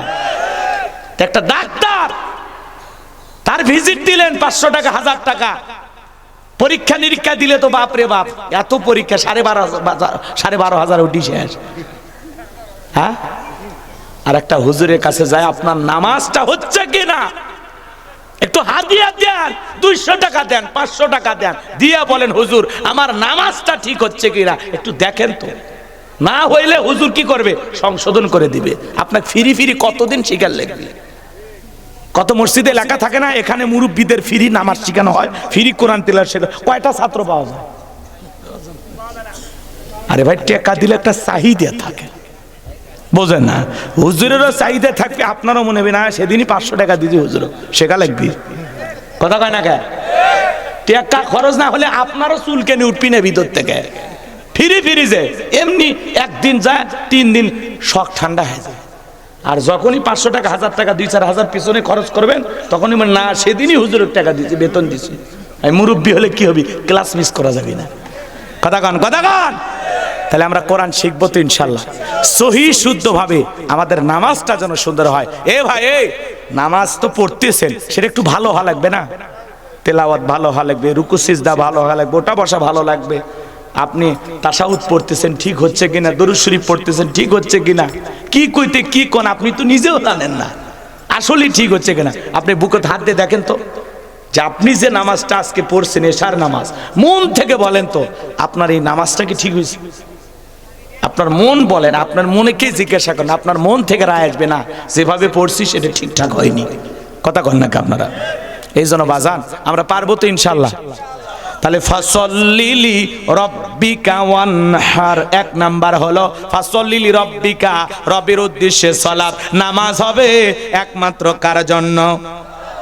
উলিন্না সালাতি ওয়া নুসুকি ওয়া মাহইয়ায়া ওয়া মামাতি লিল্লাহি রাব্বিল আলামিন। সূরা আনাম আয়াত নাম্বার 100। আল্লাহ রাব্বুল আলামিন জানিয়ে দিলেন নবীজি আপনি বলুন আমার নামাজ, আমার কুরবানি, আমার জীবন, আমার মরণ লিল্লাহি রাব্বিল আলামিন, আসমান জমিনের প্রতিপালকের জন্য। মুমিন জীবনের সব ইবাদত হবে একমাত্র আল্লাহকে রাজি খুশি করার জন্য। কথা বলেন ঠিক কি না? আমার জীবন, আমার মরণ, আমার বন্দেগি কবুল করো ইয়া ইলাহি, আমার জিন্দেগি, আমার জীবন, আমার মরণ, আমার বন্দেগি। মারহাবা কর। তাহলে নামাজ কার জন্য? ফাসল্লিলি রব্বিকা, রবের উদ্দেশ্যে সালাত। নামাজ হবে একমাত্র আল্লাহকে রাজি খুশি করার জন্য। কথা কর না কে? আল্লাহকে রাজি খুশি করার জন্য, আল্লাহর সন্তুষ্টি অর্জনের আশা। নামাজ নামাজের মতো হওয়া লাগবে, নামাজটা সুন্দর হওয়াই লাগবে। কথা কন। কিয়ামতের ময়দানে সর্বপ্রথম সালাতের হিসাব হবে। 1 নাম্বার নামাজ দিয়াই আপনার জীবনের হিসাব শুরু। তাহলে শুরুটা ভালো হওয়া লাগবে না? নামাজটা যদি ঠিকঠাক হিসাব নিকাশের খাতায় থাকে, পরেরটা আল্লাহ এমনি আস্তে আস্তে ছাড় দিয়ে দেবে, অনেক কিছু ছাড় দেবে। 1 নাম্বারটা তো ঠিক হওয়া লাগবে। পারবো না ইনশাল্লাহ? নামাজ যদি নামাজের মতো আদায় করেন, আল্লাহ বলেন ফালইয়াবুদু রাব্বা হাযাল বাইত আল্লাযী আত'আমাহুম মিন জু' ওয়া আমানাহুম মিন খাউফ। আল্লাহ রাব্বুল আলামিন বলেন এই ঘরের মালিকের ইবাদত করো, এই ঘরের মালিকের ইবাদত করো, তার মানে খানায় কাবার মালিকের ইবাদত করো। তোমার ইবাদত যদি ইবাদতের মতো হয়, নামাজ যদি নামাজের মতো হয়, বান্দারে যে বান্দা 5 ওয়াক্ত সালাতে মাথা নত করে আমি আল্লাহর কুদরতি কদম সিজদা দেবে, তোমার নামাজ যদি নামাজের মতো হয় আমি আল্লাহ রাব্বুল আলামিন তোমাদেরকে 2টা জিনিস দেব। যে বান্দা 5 ওয়াক্ত সালাতে মাথা নত করে আল্লাহকে সিজদা দেবে, 1 নাম্বার সেই বান্দার জন্য আল্লাহ রিজিকের ব্যবস্থা করবে। রিজিক দেওয়ার মালিক কে? উত্তর পাড়া রাজ্জাক না, ওইটা আব্দুর রাজ্জাক, ওইটা আবদাস গোলাম। কথা বলেন, রাজ্জাক কে? আপনাদের এলাকায় একটা প্রাণী বের হয়, কু কয়া চিল্লায়, নাম হলো শিয়াল পণ্ডিত। রাতের 1টা 2টা 3টার দিকে বের হয়। এ বাজান বলেন তো শিয়ালের নামে বেলকুচি বাজারে কি মুরগির হোটেল আছে, ভাতের হোটেল আছে? ওই শিয়ালদারে খাওয়াই কে? পাখি। সকালবেলা খালি পেটে নিচ থেকে বের হয়ে যায়, সন্ধ্যাবেলায় ওই পাখির পেটটা ভরে বাসায় ফেরত আসার ব্যবস্থা করে কে? আল্লাহ যদি পাখিকে খাওয়ায়, শিয়ালকে খাওয়ায়, আমরা হলাম আশরাফুল মাখলুকাত, কুনতুম খায়রা উম্মাতিন উখরিজাত লিন্নাস। আল্লাহ বলে তোমাদেরকে উত্তম জাতি বানাইলাম, মর্যাদার আসনে বসাইলাম। আল্লাহকে আমাদেরকে না খাওয়ায় মারবে না। রিজিক দেওয়ার একমাত্র মালিক আমার আল্লাহ। আমার আল্লাহ ডেকে বলেন ওয়া মা মিন দাব্বাতিন ফিল আরদি ইল্লা আলাল্লাহি রিজকুহা। সূরা হুদের ভিতরে আল্লাহ পাক জানিয়ে দিলেন এই পৃথিবীতে এমন কোন বিচরণশীল প্রাণী নাই যার রিজিকের ব্যবস্থা আমি আল্লাহ আসমান থেকে করি না। এই আটলান্টিক মহাসমুদ্রের 33,000 ফিট গভীর অতল পানির নিচে থাকা ছোট্ট একটা প্রাণী, ওই প্রাণীরও রিজিক আমি আল্লাহ আসমান থেকে দিয়ে থাকি। বলুন সুবহানাল্লাহ। তাহলে রিজিক দেওয়ার মালিক কে? আর 2 নাম্বার আল্লাহ রাব্বুল আলামিন বলেন নামাজ যদি নামাজের মতো আদায় করো, 2 নাম্বার হলো ওয়া আমানাহুম মিন খাউফ, আমি আল্লাহ সকল ভয় থেকে নিরাপত্তা দেব। বর্তমান আমাদের মনে ভয় আছে না নাই? মেয়েটা কলেজে গেল, একা একা ফিরবে নাকি জামাইয়ের সাথে নিয়ে ফিরবে, ভয় আছে না নাই? মেয়েটা স্কুলে গেল, ভালোভাবে ফিরবে নাকি কারো লালসার শিকার হবে, ভয় আছে না নাই? আপনি বিকাশের দোকানদার 2 লক্ষ টাকা দিয়া বেলকুচি থেকে ধলেশ্বর গ্রামে আসবেন, মনে মনে ভাবতেছেন আল্লাহ এখন রাত 3টা বাজে, 2 লাখ টাকা নিয়ে ধলেশ্বর গ্রাম পর্যন্ত পৌঁছাইতে পারবো নাকি ছিনতাইকারী চোর ডাকাতের কবলে পড়ে টাকা যান 2টাই হারাবো? আপনার ভয় আছে না নাই? এই ভয় দূর হবে কখন? সমাজের সকল মানুষ নামাজি হয়ে যাবে যখন। আর সমাজের সকল মানুষ নামাজি হবে কখন? এই কোরআন পার্লামেন্টে যাবে যখন। কোরআনের পার্লামেন্ট যখন কায়েম করা হবে, স্বাধীনতার 54 বছর কেটে গেল, প্রত্যেকবার প্রধানমন্ত্রী হয়েছে মুসলমান, মুখে মুখে বলে মদিনার সনদ দিয়ে দেশ চালাবো। এক বেটাও সংসদে যাওয়ার পরে মদিনার সনদ দিয়ে দেশ চালায় না, তখন নিজের বাপ দাদার আদর্শ দিয়ে দেশ চালায়। এই কথা বলেন না কেন? কথা বোঝা লাগবে বাজান। মদিনার সনদ দিয়ে যদি রাষ্ট্র পরিচালনা করেন, মদিনায় গিয়ে রাসূল যে সুন্দর রাষ্ট্র ব্যবস্থা পরিচালনা করেছেন, সেখানে সাদাবাজি ছিল না, টেন্ডারবাজি ছিল না, খুন ধর্ষণ ছিল না। এমন এক সোনালী সমাজ, সোনালী ইতিহাস কায়েম করে গেছেন। সত্যি যদি আপনাদের মুখের কথার সাথে বাস্তবে মিলাইতে পারেন, সমাজের মানুষ আপনাদেরকে সম্মান দিয়ে মাথায় তুলে রাখবে। কিন্তু ভোটের আগে আপনারা যে সাধু সন্ন্যাসী সাজেন, ভোটের পরে তো আস্ত পাক্কা শয়তান হয়ে যায়। এ কথা কন না কেন? ভয় পাচ্ছেন নাকি আপনারা? তাহলে এই সমাজের চুরি বন্ধ হবে তখন, আল্লাহর আইন দিয়ে সমাজ পরিচালনা হবে যখন। প্রত্যেকবার প্রধানমন্ত্রী মুসলমান হয়েছে, নামাজের ন্যূনতম বিল বাংলার পার্লামেন্টে কোন নেতা পাশ করে নাই। কথা বলেন না কেন? সমাজের অলিতে গলিতে চুরি ছিনতাই, প্রতিদিন টেন্ডারবাজি, চাঁদাবাজি, খুন ধর্ষণের খবর আমরা পাই। এই সমাজে অশান্তি বিরাজ করতেছে, মানুষের জানমালের কোনো নিরাপত্তা নাই। আফগানিস্তানের দিকে তাকায় দেখেন, তালেবানেরা ক্ষমতার চেয়ারে বসার কারণে পলিথিনের ব্যাগে টাকা নিয়ে ব্যাংকে যাইতেছে, কেউ থাবা মারে না, চিন্তাও করে না। বলেন আল্লাহু আকবার। পলিথিনের ব্যাগে টাকা দেখা যাচ্ছে, কেউ হাত দেয় না। সোনার মক্কা মদিনা আল্লাহ তার এই গোলামকে নিয়েছিল, কোটি কোটি টাকার স্বর্ণের দোকান ফেলায় মানুষ নামাজে যায়, লক্ষ টাকার টাচ মোবাইল ফেলে দেয়, তুলে নিয়ে পুলিশের হাতত দেয়, কয় স্যার এটা কারো হইলে দিয়ে দেবেন। কেউ এটা নিজের মনে করে পকেটে তোলে না। আর এই দেশে ভালো একটা রুমালে যদি কেউ পায়খানা মোড়ায়াও রাস্তায় ফেলে দিয়ে যায়, কিছুক্ষণ পরে ওই রুমাল পায়খানা কোনোটাই পাওয়া যাবে না। কথা কন না, বিশ্বাস না হলে পরীক্ষা করে দেখেন। কার রাগ করতেছেন চাচা? মানে পায়খানা পলিথিনে ভরবেন, ভরে তার উপর রুমাল দিবেন, সুন্দর একটা রুমাল, চাকচিক্য রুমাল। আচ্ছা নতুন এটা গামছাও দিন, যেহেতু সিরাজগঞ্জ তো গামছা আছে, দেখবেন কিছুদিন পরে যা আর ওটা খুঁজে পাবেন না। কথা বলেন, পাওয়া যাবে? তাহলে এই সমাজে শোনেন, চুরি দুর্নীতি বন্ধ হবে কিভাবে? ওই যে গ্রাম অঞ্চলে আমাদের মা বোনের একটা কথা বলে না, সরিষাই ভূত। কোন নেতা আল্লাহর আইন চালু করবে? ও জানে আমি যে হাত দিয়ে এত পরিমাণে দুর্নীতি করছি, আমার হাত দিয়ে যে পরিমাণে দুর্নীতি করছি, প্রথম হাত নেতার দায় কাটা যাবে। এই জন্য সংসদে আল্লাহর আইন চায় না। কথা বলে না কেন? আজ থেকে ১৫০০ বছর আগে আল্লাহ আইন দিয়েছেন, ওয়াসারিকু ওয়াসারিকাতু ফাকতাউ আইদিয়াহুমা জাযাআম বিমা কাসাবা নাকালাম মিনাল্লাহ। সূরা মায়দার ৩৮ নম্বর আয়াতে আল্লাহ আইন দিয়েছেন, চোর পুরুষ হোক আর নারী হোক, আল্লাহর বিধান, আল্লাহর ফয়সালা, অপরাধ যদি প্রমাণিত হয় চোরের হাত কেটে দাও। একটা চোরের হাত কেটে সোশ্যাল মিডিয়ার মাধ্যমে যদি ফলাও করে প্রচার করা হতো, প্রত্যেকটা চ্যানেলে 2 ঘন্টা পর পর যদি ওই ভিডিও ফুটেজ দেখায় বলা হতো বাংলার পার্লামেন্টে আইন চালু করা হয়েছে, চুরি করলে হাত কেটে দেওয়া হবে, একটা চোরের হাত কেটে খালি পরীক্ষা করে দেখেন, বাকি চোরেরা তওবা করে আল্লাহর ওলি হয়ে যাবে। ও বলবে ভিক্ষা করবো, তা চুরি করবো না। কথা কন না আপনারা? কথা ঠিক আছে বাজান? ওরা বলে ১৫০০ বছরের আইন, এগুলো ব্যাকডেট। এই বেটা ব্যাকডেট না আপডেট, খালি টেস্ট কর। কথা কয় না কেন? জীবনে টেস্ট করে দেখছিস? বাপ দাদা ডক্টর কামালের তৈরি করা সংবিধান, মানুষের তৈরি করা তন্ত্র মন্ত্র অনেক পরীক্ষা করে দেখছো, ৫৪ বছর ফলাফল আসেনি। আল্লাহর আইন দিয়ে একটা চোরের বিচার করো, আর একজন জিনাকারী নারী পুরুষের বিচার করো। বিবাহিত নারী পুরুষ যদি জিনা করে, প্রকাশ্যে দিবালোকে পাথর মেরে মৃত্যু নিশ্চিত করো। দেখো জিনা পরকীয়া পালিয়ে যাবে। যুবকেরা হিপটিজিং আর নারীর দিকে তাকানোর কথা ভুলিয়ে যাবে। মাঝে মাঝে ওদের স্বপ্ন দোষ পর্যন্ত বন্ধ হবে। কথা কন ঠিক কিনা? আল্লাহর বিধান চালি না হওয়া পর্যন্ত শান্তি আসবে?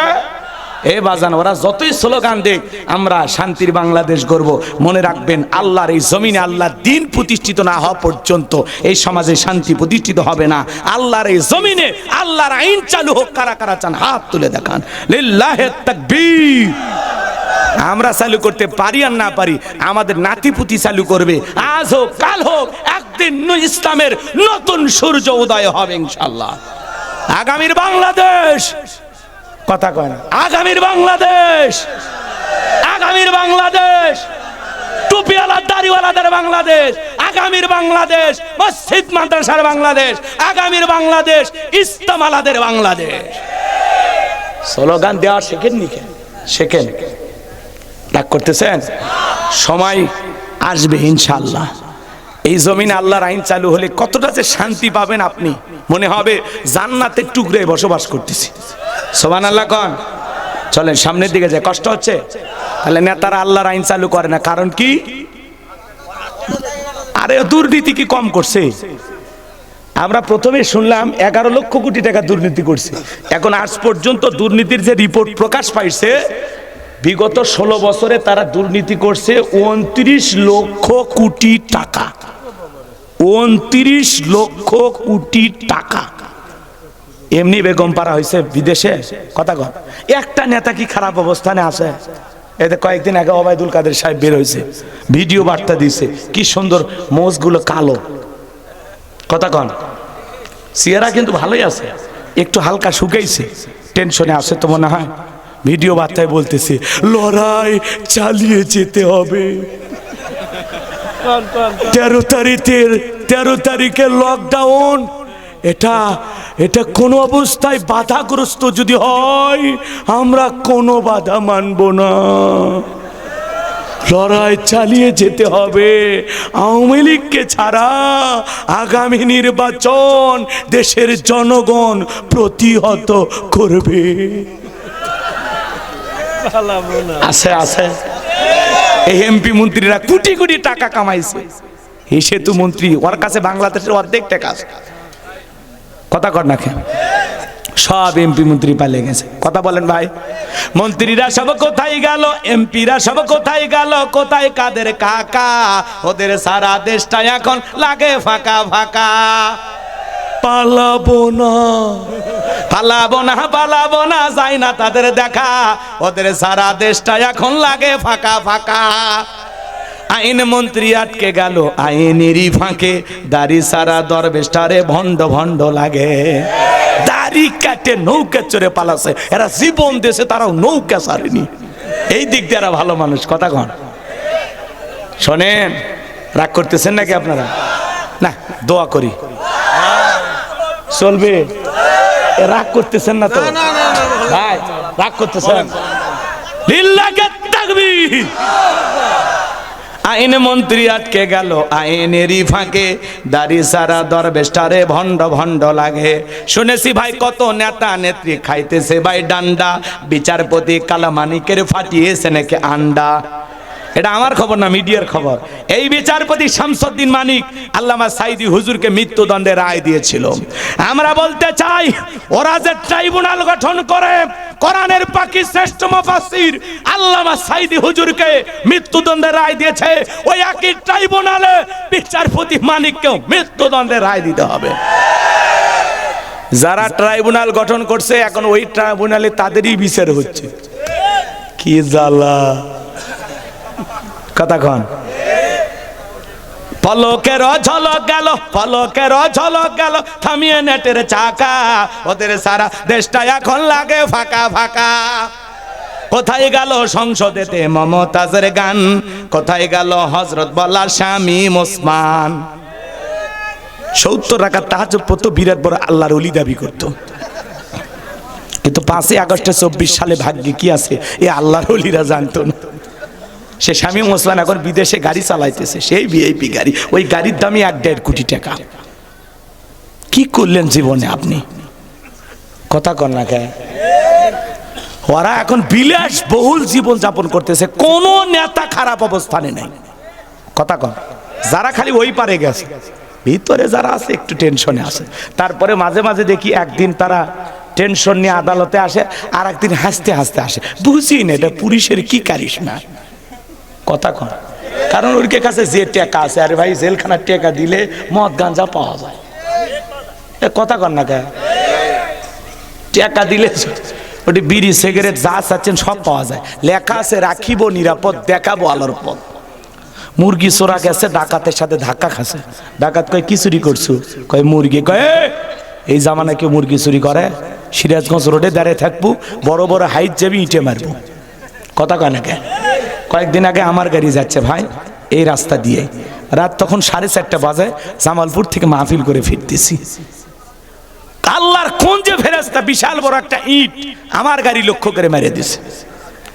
ঠাস করে লাগছে, মনে হচ্ছে কিছু একটা হলো, চাকা বাস্ট হয়ে গেছে এরকম মনে হচ্ছে। বুঝেন নাই? ওই জায়গায় যদি আপনি গাড়ি থামান, সঙ্গে সঙ্গে চোর বাহিনী চলে আসবে। কথা কন না কে? ওরা এসে বলবে হুজুর হাত দিয়ে কত % দিয়ে যান। কি কর নাকি হুজুর বলে ছেড়ে দেবে?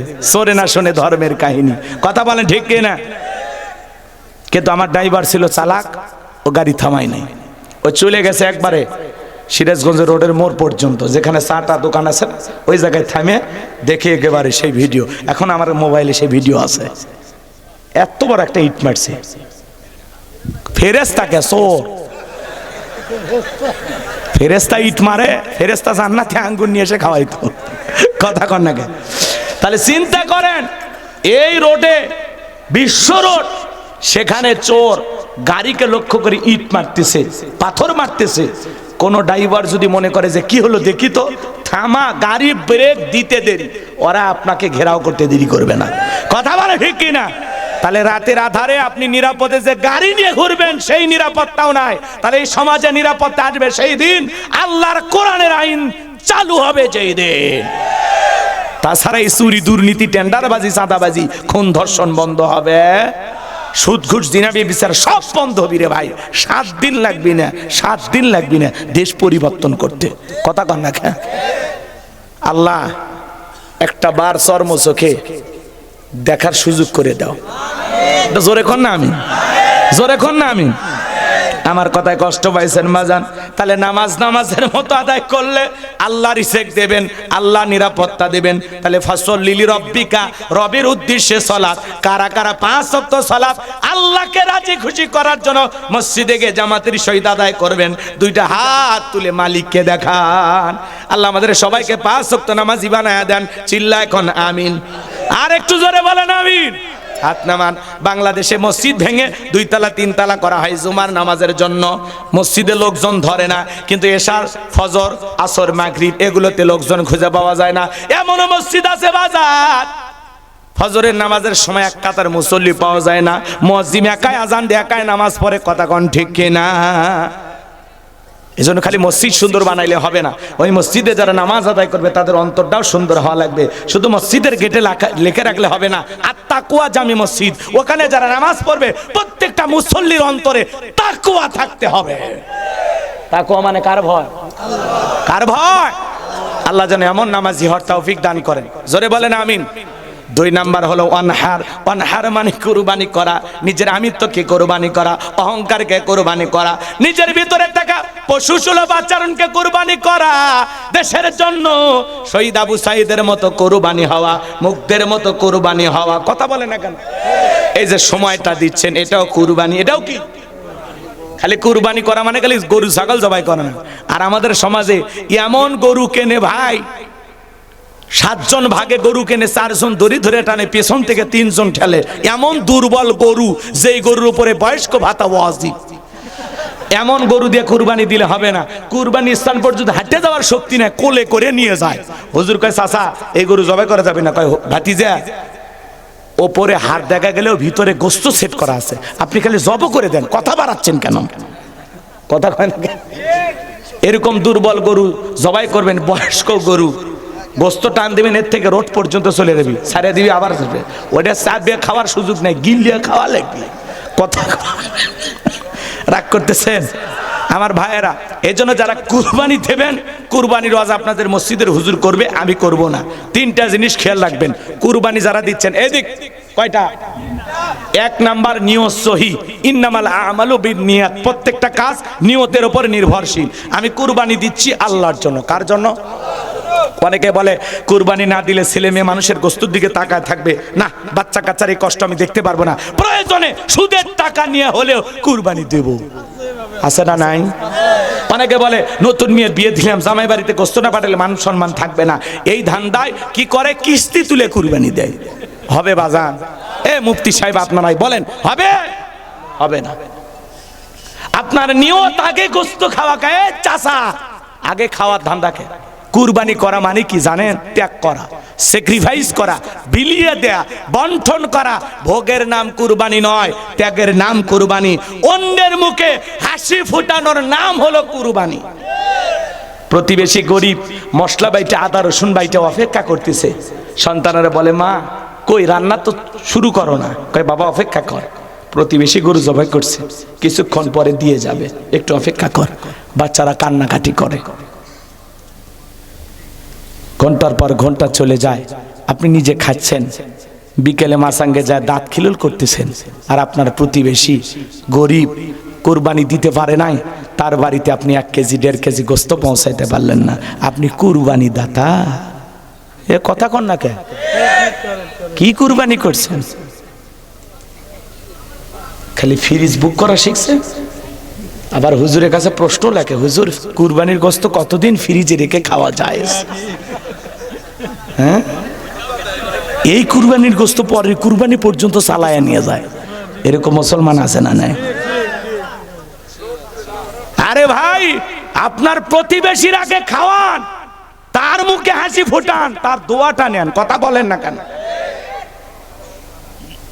কত মানুষ দেখেন না কুরবানির দিনে আফসোস করে ব্রয়লার কিনে নিয়ে যায়।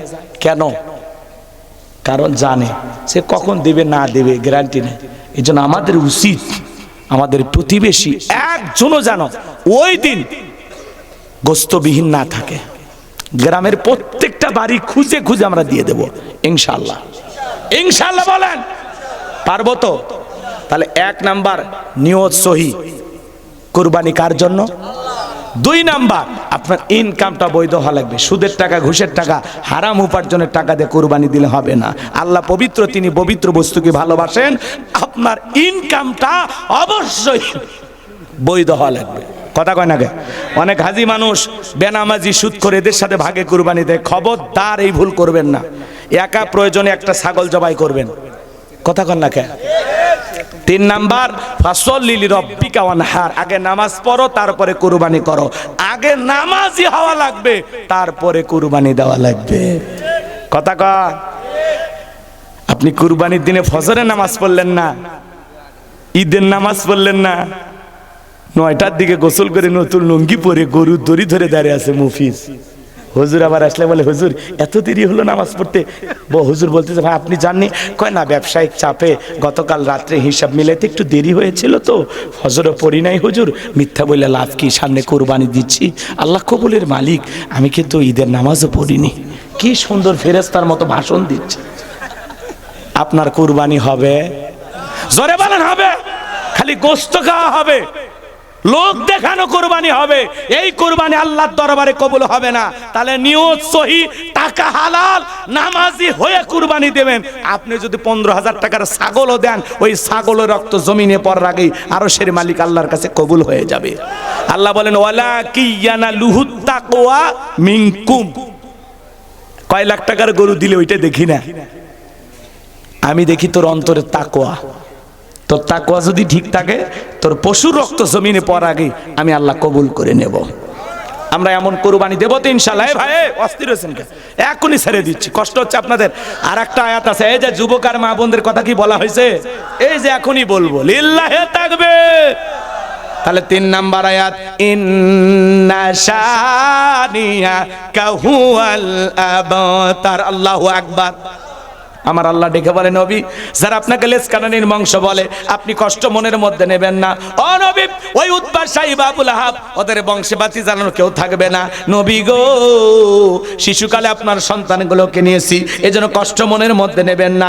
এই পৃথিবীর জমিনে আপনাকে মহাব্বত করে, আপনাকে ভালোবাসার কোটি কোটি রুহানি সন্তান পাঠাবো, যারা আপনার জন্য জীবন দিতে প্রস্তুত থাকবে। বলুন আল্লাহু আকবার। তাম পৃথিবীতে 700 কোটির উপরে মানুষ, এর মধ্যে 200 কোটি মুসলমান। আমরা সবাই নবীজি রুহানি সন্তান। ফ্রান্সের জালেমেরা নবীজির কার্টুন প্রদর্শন করলো, তাম পৃথিবীর মুসলমানেরা ঐক্যবদ্ধ হয়ে বললে, ফ্রান্সের জালেমেরা কার্টুন প্রদর্শন বন্ধ কর, নইলে পৃথিবীর মানচিত্র থেকে ফ্রান্সকে আমরা মুছে ফেলে দেব। কথা বোঝেন নাই? মুসলমানরা আন্দোলনের মুখে ওরা কার্টুন প্রদর্শন বন্ধ করলো, নাকটা বেঁকা করে মুখে কয়েকটা দাড়ি লাগাইয়া বলে, ইনি মোহাম্মদ। জোরে কর নাউজুবিল্লাহ। আমার নবী কি দেখতে কার্টুনের মতো? এই পৃথিবীর সবচাইতে সুন্দর মানুষটির নাম মুহাম্মদ রাসূলুল্লাহ সাল্লাল্লাহু আলাইহি ওয়াসাল্লাম। যে নবীর চরিত্রের সার্টিফিকেট আল্লাহ দিয়া বলেন, ওয়া ইন্নাকা লাআলা খুলুকিন আযীম। নবী গো, আপনি হলেন পুত পবিত্র মহান চরিত্রের অধিকারী। আজিম আরবিতে এমন একটি শব্দ যার গভীরতা মাপা যায় না, লম্বা করার সুযোগ নাই। বাজান গো আমার ভাইয়েরা, যে নবী 63 বছরের জিন্দেগিতে একটি মিথ্যা কথা বলেননি, এমন বিশ্ব রেকর্ড পৃথিবীর আর কোন নেতার আছে? সেই নবীকে নেতা মানতে রাজি আছেন তো ইনশাআল্লাহ? হে যুবক, নেইমার, রোনালদো, মেসির আদর্শ মানলে হবে না, ওদের মতো চুলের কাটিং দিলে হবে না, ওদের জার্সি পরে ঘুরলে হবে না। ওরা খ্রিস্টান, ওরা জাহান্নামে যাবে, তোকেও জাহান্নামে নিয়ে যাবে। নবী মুহাম্মদ সাল্লাল্লাহু আলাইহি সাল্লাম হলেন তোমার আমার মডেল। লাকাদ কানা লাকুম ফি রাসূলিল্লাহি উসওয়াতুন হাসানা। তোমাদের জন্য উত্তম আদর্শ আছে রাসূলের জিন্দেগির ভিতরে। রাসূলের স্টাইলে চুলের কাটিং দিতে হবে। কথা বলেন। রাসূল হলেন আপনার আমার মডেল। কোন নায়ক, ক্রিকেটার, ফুটবলার মডেল হতে পারে? কষ্ট পাচ্ছেন নাকি আপনারা? গভীর মনোযোগ দিয়ে শুনবেন বাজান। ফ্রান্সের জালেমেরা কার্টুন প্রদর্শন করা বন্ধ করলো। এজন্য বলতে চাই, নবীজির অপমানে যদি না কাঁদে আপনার মন, মুসলিম নয় তবে মুনাফিক, নবীজির দুশমন। বিশ্বনবীকে গালি দিয়েছিল ওলীদ বিন মুগীরা, অকাত্য ভাষায় নবীকে গালিগালাজ করে। আল্লাহ আয়াত নাজিল করে বলেন উতুল্লিম বাদা যালিকা জানিম, নবী গো এই ওলীদ বিন মুগীরা হলো পিতৃ পরিচয়হীন যারা সন্তান, ওর জন্মের ঠিক নাই, ও একটা বাস্টার্ড। কথা কয় না কে? নবীকে গালি দিবে যারা অবৈধ যারা সন্তান তারা। ওলীদ বিন মুগীরা বলে নবী এত বড় কথা, আমার জন্মের ঠিক নাই, আপনি থাকেন আমি বাড়িতে যাই। ছেলেটা বৈধ না বৈধ জানে কে? ফ্যাক্টরির মালিক, তার মানে তার মা। তার মায়ের নাম ছিল ঝর্ণা। যা বলে মা করবি না কোনো তাল বাহানা, নবী আমাকে বলেছেন উত্তরলিম বাদা যালিকা জানিম, আমি নাকি পিতৃ পরিচয়হীন যার সন্তান, আমার নাকি জন্মের ঠিক নাই। ওলীদ বিন মুগীরার মা মনে মনে ভাবতেছে এই গোপন তথ্য নবী জানলো কেমনে? নবী তো জানতেন না, নবীকে জানিয়ে দিয়েছেন তিনি কে। এইবার দেখে বলে বাবা আমার বয়স হয়ে গেছে, এক পা কবরে চলে গেছে, আমি মিথ্যা বলবো না, তবে শুনে যা জেনে যা, তোর বাবা ব্যবসা বাণিজ্যের কাজে এতটাই ব্যস্ত থাকতো, তোর বাবা ব্যবসা আসেনে টাকা আসেনে, কিন্তু তোর মায়ের মন বোঝে না, সে যে কেন আসে না কিছু ভালো লাগে না, এবার আসুক তারে আমি মজা দেখাবো। এইবার ওলীদ বিন মুগীরার মা বলতেছে বাবা রে তোর বাবা ব্যবসা বাণিজ্যের কাজে এতটাই ব্যস্ত থাকতো, তোর মায়ের খোঁজ খবর নিত না, আমার যৌবনের সোনালী দিনগুলো চলে যায়, তোর বাবা আমার খোঁজ খবর রাখে না, বাড়ির আশেপাশে তোর চাচা ঘুরঘুর করতেছিল, তারে দিয়ে ভালোবাসা বিনিময় করেছিলাম, তার ফলে তোর জন্ম হয়েছে। নবী যে তত্ত্ব দিয়েছে 100% সত্য, তোর বাপ তোকে জন্ম দেয় নাই, তোরে জন্ম দিয়েছে তোর চাচাই। আজও পৃথিবীর জমিনে নবীকে গালি দেবে যারা অবৈধ যারা সন্তান তারা, কথা বলেন ঠিক কিনা? তুমি আমারে গালি দাও মাইনে নেব, আমার বাপকে গালি দাও মাইনে নেব, আমার দলকে গালি দাও মাইনে নেব, কিন্তু বিশ্ব নবী হলেন আমাদের কলিজার টুকরা নবী। নবীকে নিয়ে যদি কেউ কুরুচিপূর্ণ মন্তব্য করে, বাজে ভাষায় গালি দেয়, ওই নাস্তিক ভাই ইমানের বুকের উপরে চইরা জিহ্বা টান দিয়া ছিঁড়ে কুকুরকে খাওয়ায় দেব। নবীজির অপমান মেনে নেওয়া হবে না। নবীর জন্য কারা কারা জীবন দিতে প্রস্তুত হাত তুলে দেখান। লিল্লাহি তাকবীর, লিল্লাহি তাকবীর। বিশ্ব নবীর অপমান সইবে না রে মুসলমান, বিশ্ব নবীর অপমান, বিশ্ব নবীর অপমান, লিল্লাহি তাকবীর। নবীজির অপমানে যদি না কাঁদে তোমার মন, মুসলিম নয় তুমি মুনাফিক, নবীজির দুশমন। কিছু কোলাঙ্গারেরা মাঝে মাঝে নবীকে নিয়ে বাজে ভাষায় গালি দেয়, কুরুচিপূর্ণ মন্তব্য করে, আম্মা জান আয়েশাকে গালি দেয়, কোরআনে লাথি মারে, যেই পা দিয়ে কোরআনে লাথি মারবে ওই পা কেটে ফেলে দেওয়া লাগবে, যেই হাত দিয়ে কোরআনের পাতা ছিঁড়বে ওই হাত কেটে ঝুলিয়ে রাখা লাগবে। কথা বলেন। আর যেই জবান দিয়ে নবীকে গালি দিবে, আমরা এদেশের সরকারের কাছে দাবি করব, যারা নবীকে নিয়ে বাজে মন্তব্য করবে এই দেশের সর্বোচ্চ আইনে তাদের ফাঁসি কার্যকর করা লাগবে। তাহলেই আর আমার নবীকে অপমান করার জন্য কোন জালেম বেয়াদব কুলাঙ্গারের জন্ম হবে না। কথা বলেন ঠিক কিনা? নবীর জন্য আমরা জীবন দিতে প্রস্তুত থাকবো ইনশাআল্লাহ। অনেক রাত হয়েছে, একটার কথা বললে 1:30 বেজে গেছে বাজান, আর নয় জুমার রাত, ফজরের নামাজ আছে, জুমায় যেতে হবে। আপনাদের আর পেরেশানি দেব না, বেঁচে থাকলে আবারও দেখা হবে ইনশাআল্লাহ। আখিরি দাওয়ানা আনিল হামদুলিল্লাহি রাব্বিল আলামিন। আসসালামু আলাইকুম ওয়া রাহমাতুল্লাহি ওয়া বারাকাতুহু। ভাই তাহাজ্জুদের সময় দোয়া কবুল হবে বাজান, দোয়াটা কবুল হবে বাজান, দোয়া করে দিলাম। আল্লাহুম্মা আমিন। রব্বানা যালামনা আনফুসানা ওয়া ইল্লাম তাগফির লানা ওয়াতারহামনা লানাকুনান্না মিনাল খাসিরিন।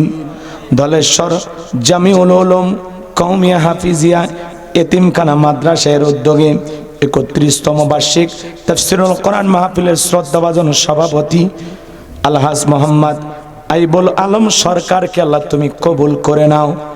আল্লাহ তাআলা আলোচনা করেছেন হযরত মাওলানা মুফতি আব্দুল আলিম সিরাজি, হযরত মাওলানা মিজানুর রহমান, মাওলানা শাহ মোহাম্মদ হযরত আলী সাহেব, সকল আলোচকের আলোচনা আল্লাহ দ্বীনের জন্য কবুল করে নেন রব্বুল আলামিন।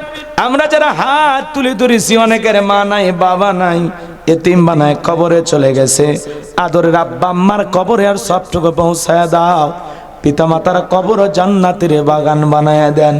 রব্বির হামহুমা কামা রব্বায়ানি সগীরা, ওয়া রব্বির হামহুমা কামা রব্বায়ানি সগীরা। পিতামাতা যাদের বেঁচে আছে আল্লাহ, পিতামাতার খেদমত করে তাদের মুখে হাসি ফোটায় জান্নাত অর্জন করার তৌফিক দিয়ে দেন। আত্মীয় স্বজন যারা কবরে চলে গেছে মাফ করে দেন। এই গ্রামে যত মানুষ মাটির নিচে শায়িত, মসজিদের আশেপাশে, কবরস্থানে, পুকুর পারে, বাচ্চারে রাস্তার পাশে যত কবরবাসী আছে আল্লাহ, সমস্ত কবরবাসীর কবরে আযাব মাফ করে দাও, কবরগুলো জান্নাতের টুকরা বানায় দাও রব্বুল আলামিন। আমরা যারা হাত তুলে ধরেছি নফসের ধোকায় পড়ে, দুনিয়ার মহাব্বতে পড়ে, দিনের আলোতে রাতের আধারে গোপনে প্রকাশ্যে অনেক গুনাহ করে ফেলেছি আল্লাহ, আমাদের সকলের তামাম জিন্দেগির গুনাহগুলো মাফ করে দাও হে রব্বুল আলামিন। এমন জায়গায় বসে গুনাহ করেছি দুনিয়ার কেউ জানে না, তুমি জানো আল্লাহ। গোপন গুনাহ গোপন রাইখা আমাদের মাফ করে দিও। তুমি রহমান, তুমি রহিম, ও আনতা আরহামুর রাহিমিন, তোমার অনেক দয়া আল্লাহ। তোমার দয়ার সাগরের দিকে তাকায়া আমাদের সকলের তামাম জিন্দেগির গুনাহগুলো মাফ করে দাও আল্লাহ। আমি ছাড়া তোমার বান্দার অভাব নাই, তুমি ছাড়া আমাদের আর কোনো আল্লাহ নাই, আমাদেরকে মাফ করে দেন। এই তাহাজ্জুদের সালাতের সময় দোয়া করি আল্লাহ, পৃথিবীর সব অফিস আদালতের দরজা বন্ধ, তোমার রহমতের দরজা এখন খোলা।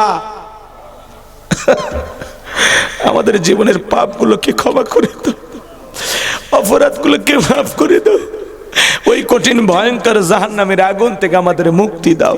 রব্বানা আসরিফ আন্না আযাবা জাহান্নাম ইন্না আযাবাহা কানা গরামা। রব্বানা আতিনা ফিদ দুনিয়া হাসানাতাও ওয়া ফিল আখিরাতি হাসানাতাও ওয়া কিনা আযাবান নার। আল্লাহ আমাদেরকে মাফ করে দেন।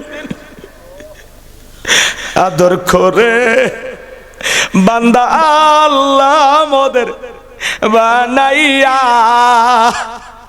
কেমনে দিবা জাহান্নামে ফেলিয়া, এ জীবনে না করিলাম বন্দেগি, গুনাহ করে কাটাইলাম জিন্দেগি, তওবা করে আবার তওবা ভাঙ্গিলাম, অবশেষে খাঁটি তওবা করিলাম। আল্লাহ আমাদের সবাইকে আপনি মাফ করে দেন, ওই কঠিন ভয়ঙ্কর জাহান্নামের আগুন থেকে আমাদের মুক্তি দেন আল্লাহ। তামাম পৃথিবীর মুসলিম উম্মাকে হেফাজত করেন, বাংলাদেশের মসজিদ মাদ্রাসা কবুল করেন, হক্কানে ওলামা ইকরামদের কবুল করেন, দেশি বিদেশি সকল ষড়যন্ত্রের হাত থেকে আমাদের প্রিয় মাতৃভূমি বাংলাদেশকে হেফাজত করো আল্লাহ। এই জমিনকে কোরআন আর ইসলামের জন্য কবুল করো। জন্মসকে একটা বার দেখতে চাই কোরআন দিয়ে দেশটা চলে কেমন দেখা যায় আল্লাহ। এই জমিনকে কোরআন আর ইসলামের জন্য কবুল করো। দূর দূরান্ত থেকে নারী পুরুষ যারা ছুটে এসেছেন কোরআনের কথা শোনার জন্য, সবাইকে নিরাপদে বাড়ি পর্যন্ত পৌঁছার তৌফিক দান করুন। সবাইকে আপনার রহমতের চাদরে আবৃত করুন। মা বোনদেরকে পর্দা করার তৌফিক দেন, নামাজি বানায় দেন আল্লাহ। স্বামীর খেদমত করার তৌফিক দেন, তাদের দাম্পত্য জীবনকে আদম হাওয়ার মতো আল্লাহ কবুল করে নেন রব্বুল আলামিন। আল্লাহ দীর্ঘ সময় কথা বলেছি, জবানের ভুলে যদি কোনো কথা বলে থাকি, তোমার গোলামেরা যদি কষ্ট পায়, তারা যেন আমাকে মাফ করে দেয় আল্লাহ। তুমি তোমার গোলামকে মাফ করে দিও আল্লাহ। সূরা কাউসার থেকে যে তাফসীর যে আলোচনা হয়েছে আল্লাহ, বাস্তব জীবনের কথাগুলো যেন আমরা আমল করতে পারি আল্লাহ। আমাদের সবাইকে পাঁচ ওয়াক্ত নামাজি বানায় দেন আল্লাহ। আমাদের সবাইকে সিরাতুল মুস্তাকিমের পথে পরিচালিত করেন আল্লাহ। এই মাদ্রাসাকে কাল কিয়ামত পর্যন্ত কবুল করেন, মাদ্রাসার ওস্তাদ ছাত্রদের কবুল করেন। এই মাদ্রাসার জন্য যারা যেভাবে দান করেছেন আল্লাহ, লক্ষ লক্ষ টাকা আমার ভাইয়েরা দান করেছেন আল্লাহ। এই দিনের প্রতি দরদ, নবীর ঘর মাদ্রাসার প্রতি যে দরদ ভালোবাসা দেখাইলো আল্লাহ, কিয়ামতের কঠিন বিপদের দিনে তোমার আরশের নিচে এই দানবীরদেরকে ছায়া দান করি। আমার মা বোনেরা দান করেছে আল্লাহ, লক্ষ লক্ষ টাকা আল্লাহ। বিল্ডিং করতেছে, মাদ্রাসার কাজ চলতেছে আল্লাহ। যতটুকু দরকার তোমার গায়েবী খাজানাদারের ব্যবস্থা করে দিও আল্লাহ। যে বাড়িতে খানা খাইলাম বসলাম, ওই বাড়ির উপর খাস রহমত বরকত নাজিল করো। মাদ্রাসার মুহতামিম হে রব্বুল আলামিন, অনেক কষ্ট করেন, মেহনত করেন আল্লাহ তোমার গোলাম মাওলানা মিজানুর রহমানকে আল্লাহ তুমি কবুল করো। আল্লাহ তোমার মাদ্রাসার সেক্রেটারি শহীদুল ইসলাম মঞ্জু ভাইকে আল্লাহ কবুল করে নেন। আল্লাহ নাম না জানা অনেকে দোয়া চেয়েছেন, আল্লাহ যে যে আশায় দোয়া চেয়েছেন আল্লাহ কবুল করে নেন। যে বাচ্চাদের মাথায় পাগড়ি পরানো হলো মৃত্যু পর্যন্ত কোরআন সিনার ভিতরে ধরে রাখার তৌফিক দিয়ে দেন। আল্লাহ আমার আতিককে কবুল করেন, শাহাদতকে কবুল করেন, আব্দুর রহিম ভাইকে কবুল করেন। আল্লাহ আমাদের চলার পথকে নিরাপদ বানায় দেন। আল্লাহ এটাই যদি জীবনের শেষ দোয়া, শেষ মাহফিল হয়, আল্লাহ তোমার কাছে এতটুকু চাওয়া, আল্লাহ আমাদের মৃত্যুটা যেন জান্নাতি মৃত্যু হয়। যেই মাসে মরণ দিবা মাসটা যেন রমজান মাস হয়, যেই দিনে মরণ দিবা দিনটা যেন জুমার দিন হয়। নামাজের সিজদারত অবস্থায় মৃত্যু দিও, কোরআন পড়তে পড়তে মৃত্যু দিও। ইসলামকে প্রতিষ্ঠিত করার জন্য রাজপথে জীবনটা বিলানোর তৌফিক দিও। আল্লাহ যারা কষ্ট করে এতক্ষণ পর্যন্ত আলোচনা শুনেছে, আল্লাহ কোরআনের হেদায়েতের নূর দিয়া অন্তরগুলো আলোকিত করে দাও। আল্লাহ সবাইকে নিরাপদে বাড়ি পর্যন্ত পৌঁছার তৌফিক দান করুন। সবাইকে আপনার রহমতের চাদরে আবৃত করুন। জীবনে কোনোদিন আর যদি সিরাজগঞ্জের মানুষের সাথে দেখা না হয়, এই মুখগুলো জান্নাতের সিঁড়িতে পরিচয় করে। আল্লাহ আমার একটা মাদ্রাসা আছে এতিমখানা, আল্লাহ আমার মাদ্রাসায় নূরে মাদিনাকে কবুল করো। মসজিদ কবরস্থান বানানোর স্বপ্ন দেখেছি সারা দেশে, যে হাদিয়া পায় এগুলো দিয়ে আমার এগুলো করার স্বপ্ন আছে। আল্লাহ তোমার গোলামের এই স্বপ্নগুলো তুমি পূরণ করে দিও। আল্লাহ যতদিন এই স্বপ্নগুলো পূরণ না হবে ততদিন পর্যন্ত মালাকুল মউত যেন আমাদের সামনে না আসে। হায় রাব্বুল আলামিন, যখন মালাকুল মউত সামনে দাঁড়িয়ে যাবে ওই সময় দয়ার নবীর চাঁদ মুখখানা দেখতে দেখতে আমাদের জবানে জারি করে দিও লা ইলাহা ইল্লাল্লাহু মুহাম্মাদুর রাসূলুল্লাহ সাল্লাল্লাহু আলাইহি ওয়াসাল্লাম। আসসালামু আলাইকুম ওয়া রাহমাতুল্লাহি ওয়া বারাকাতুহু।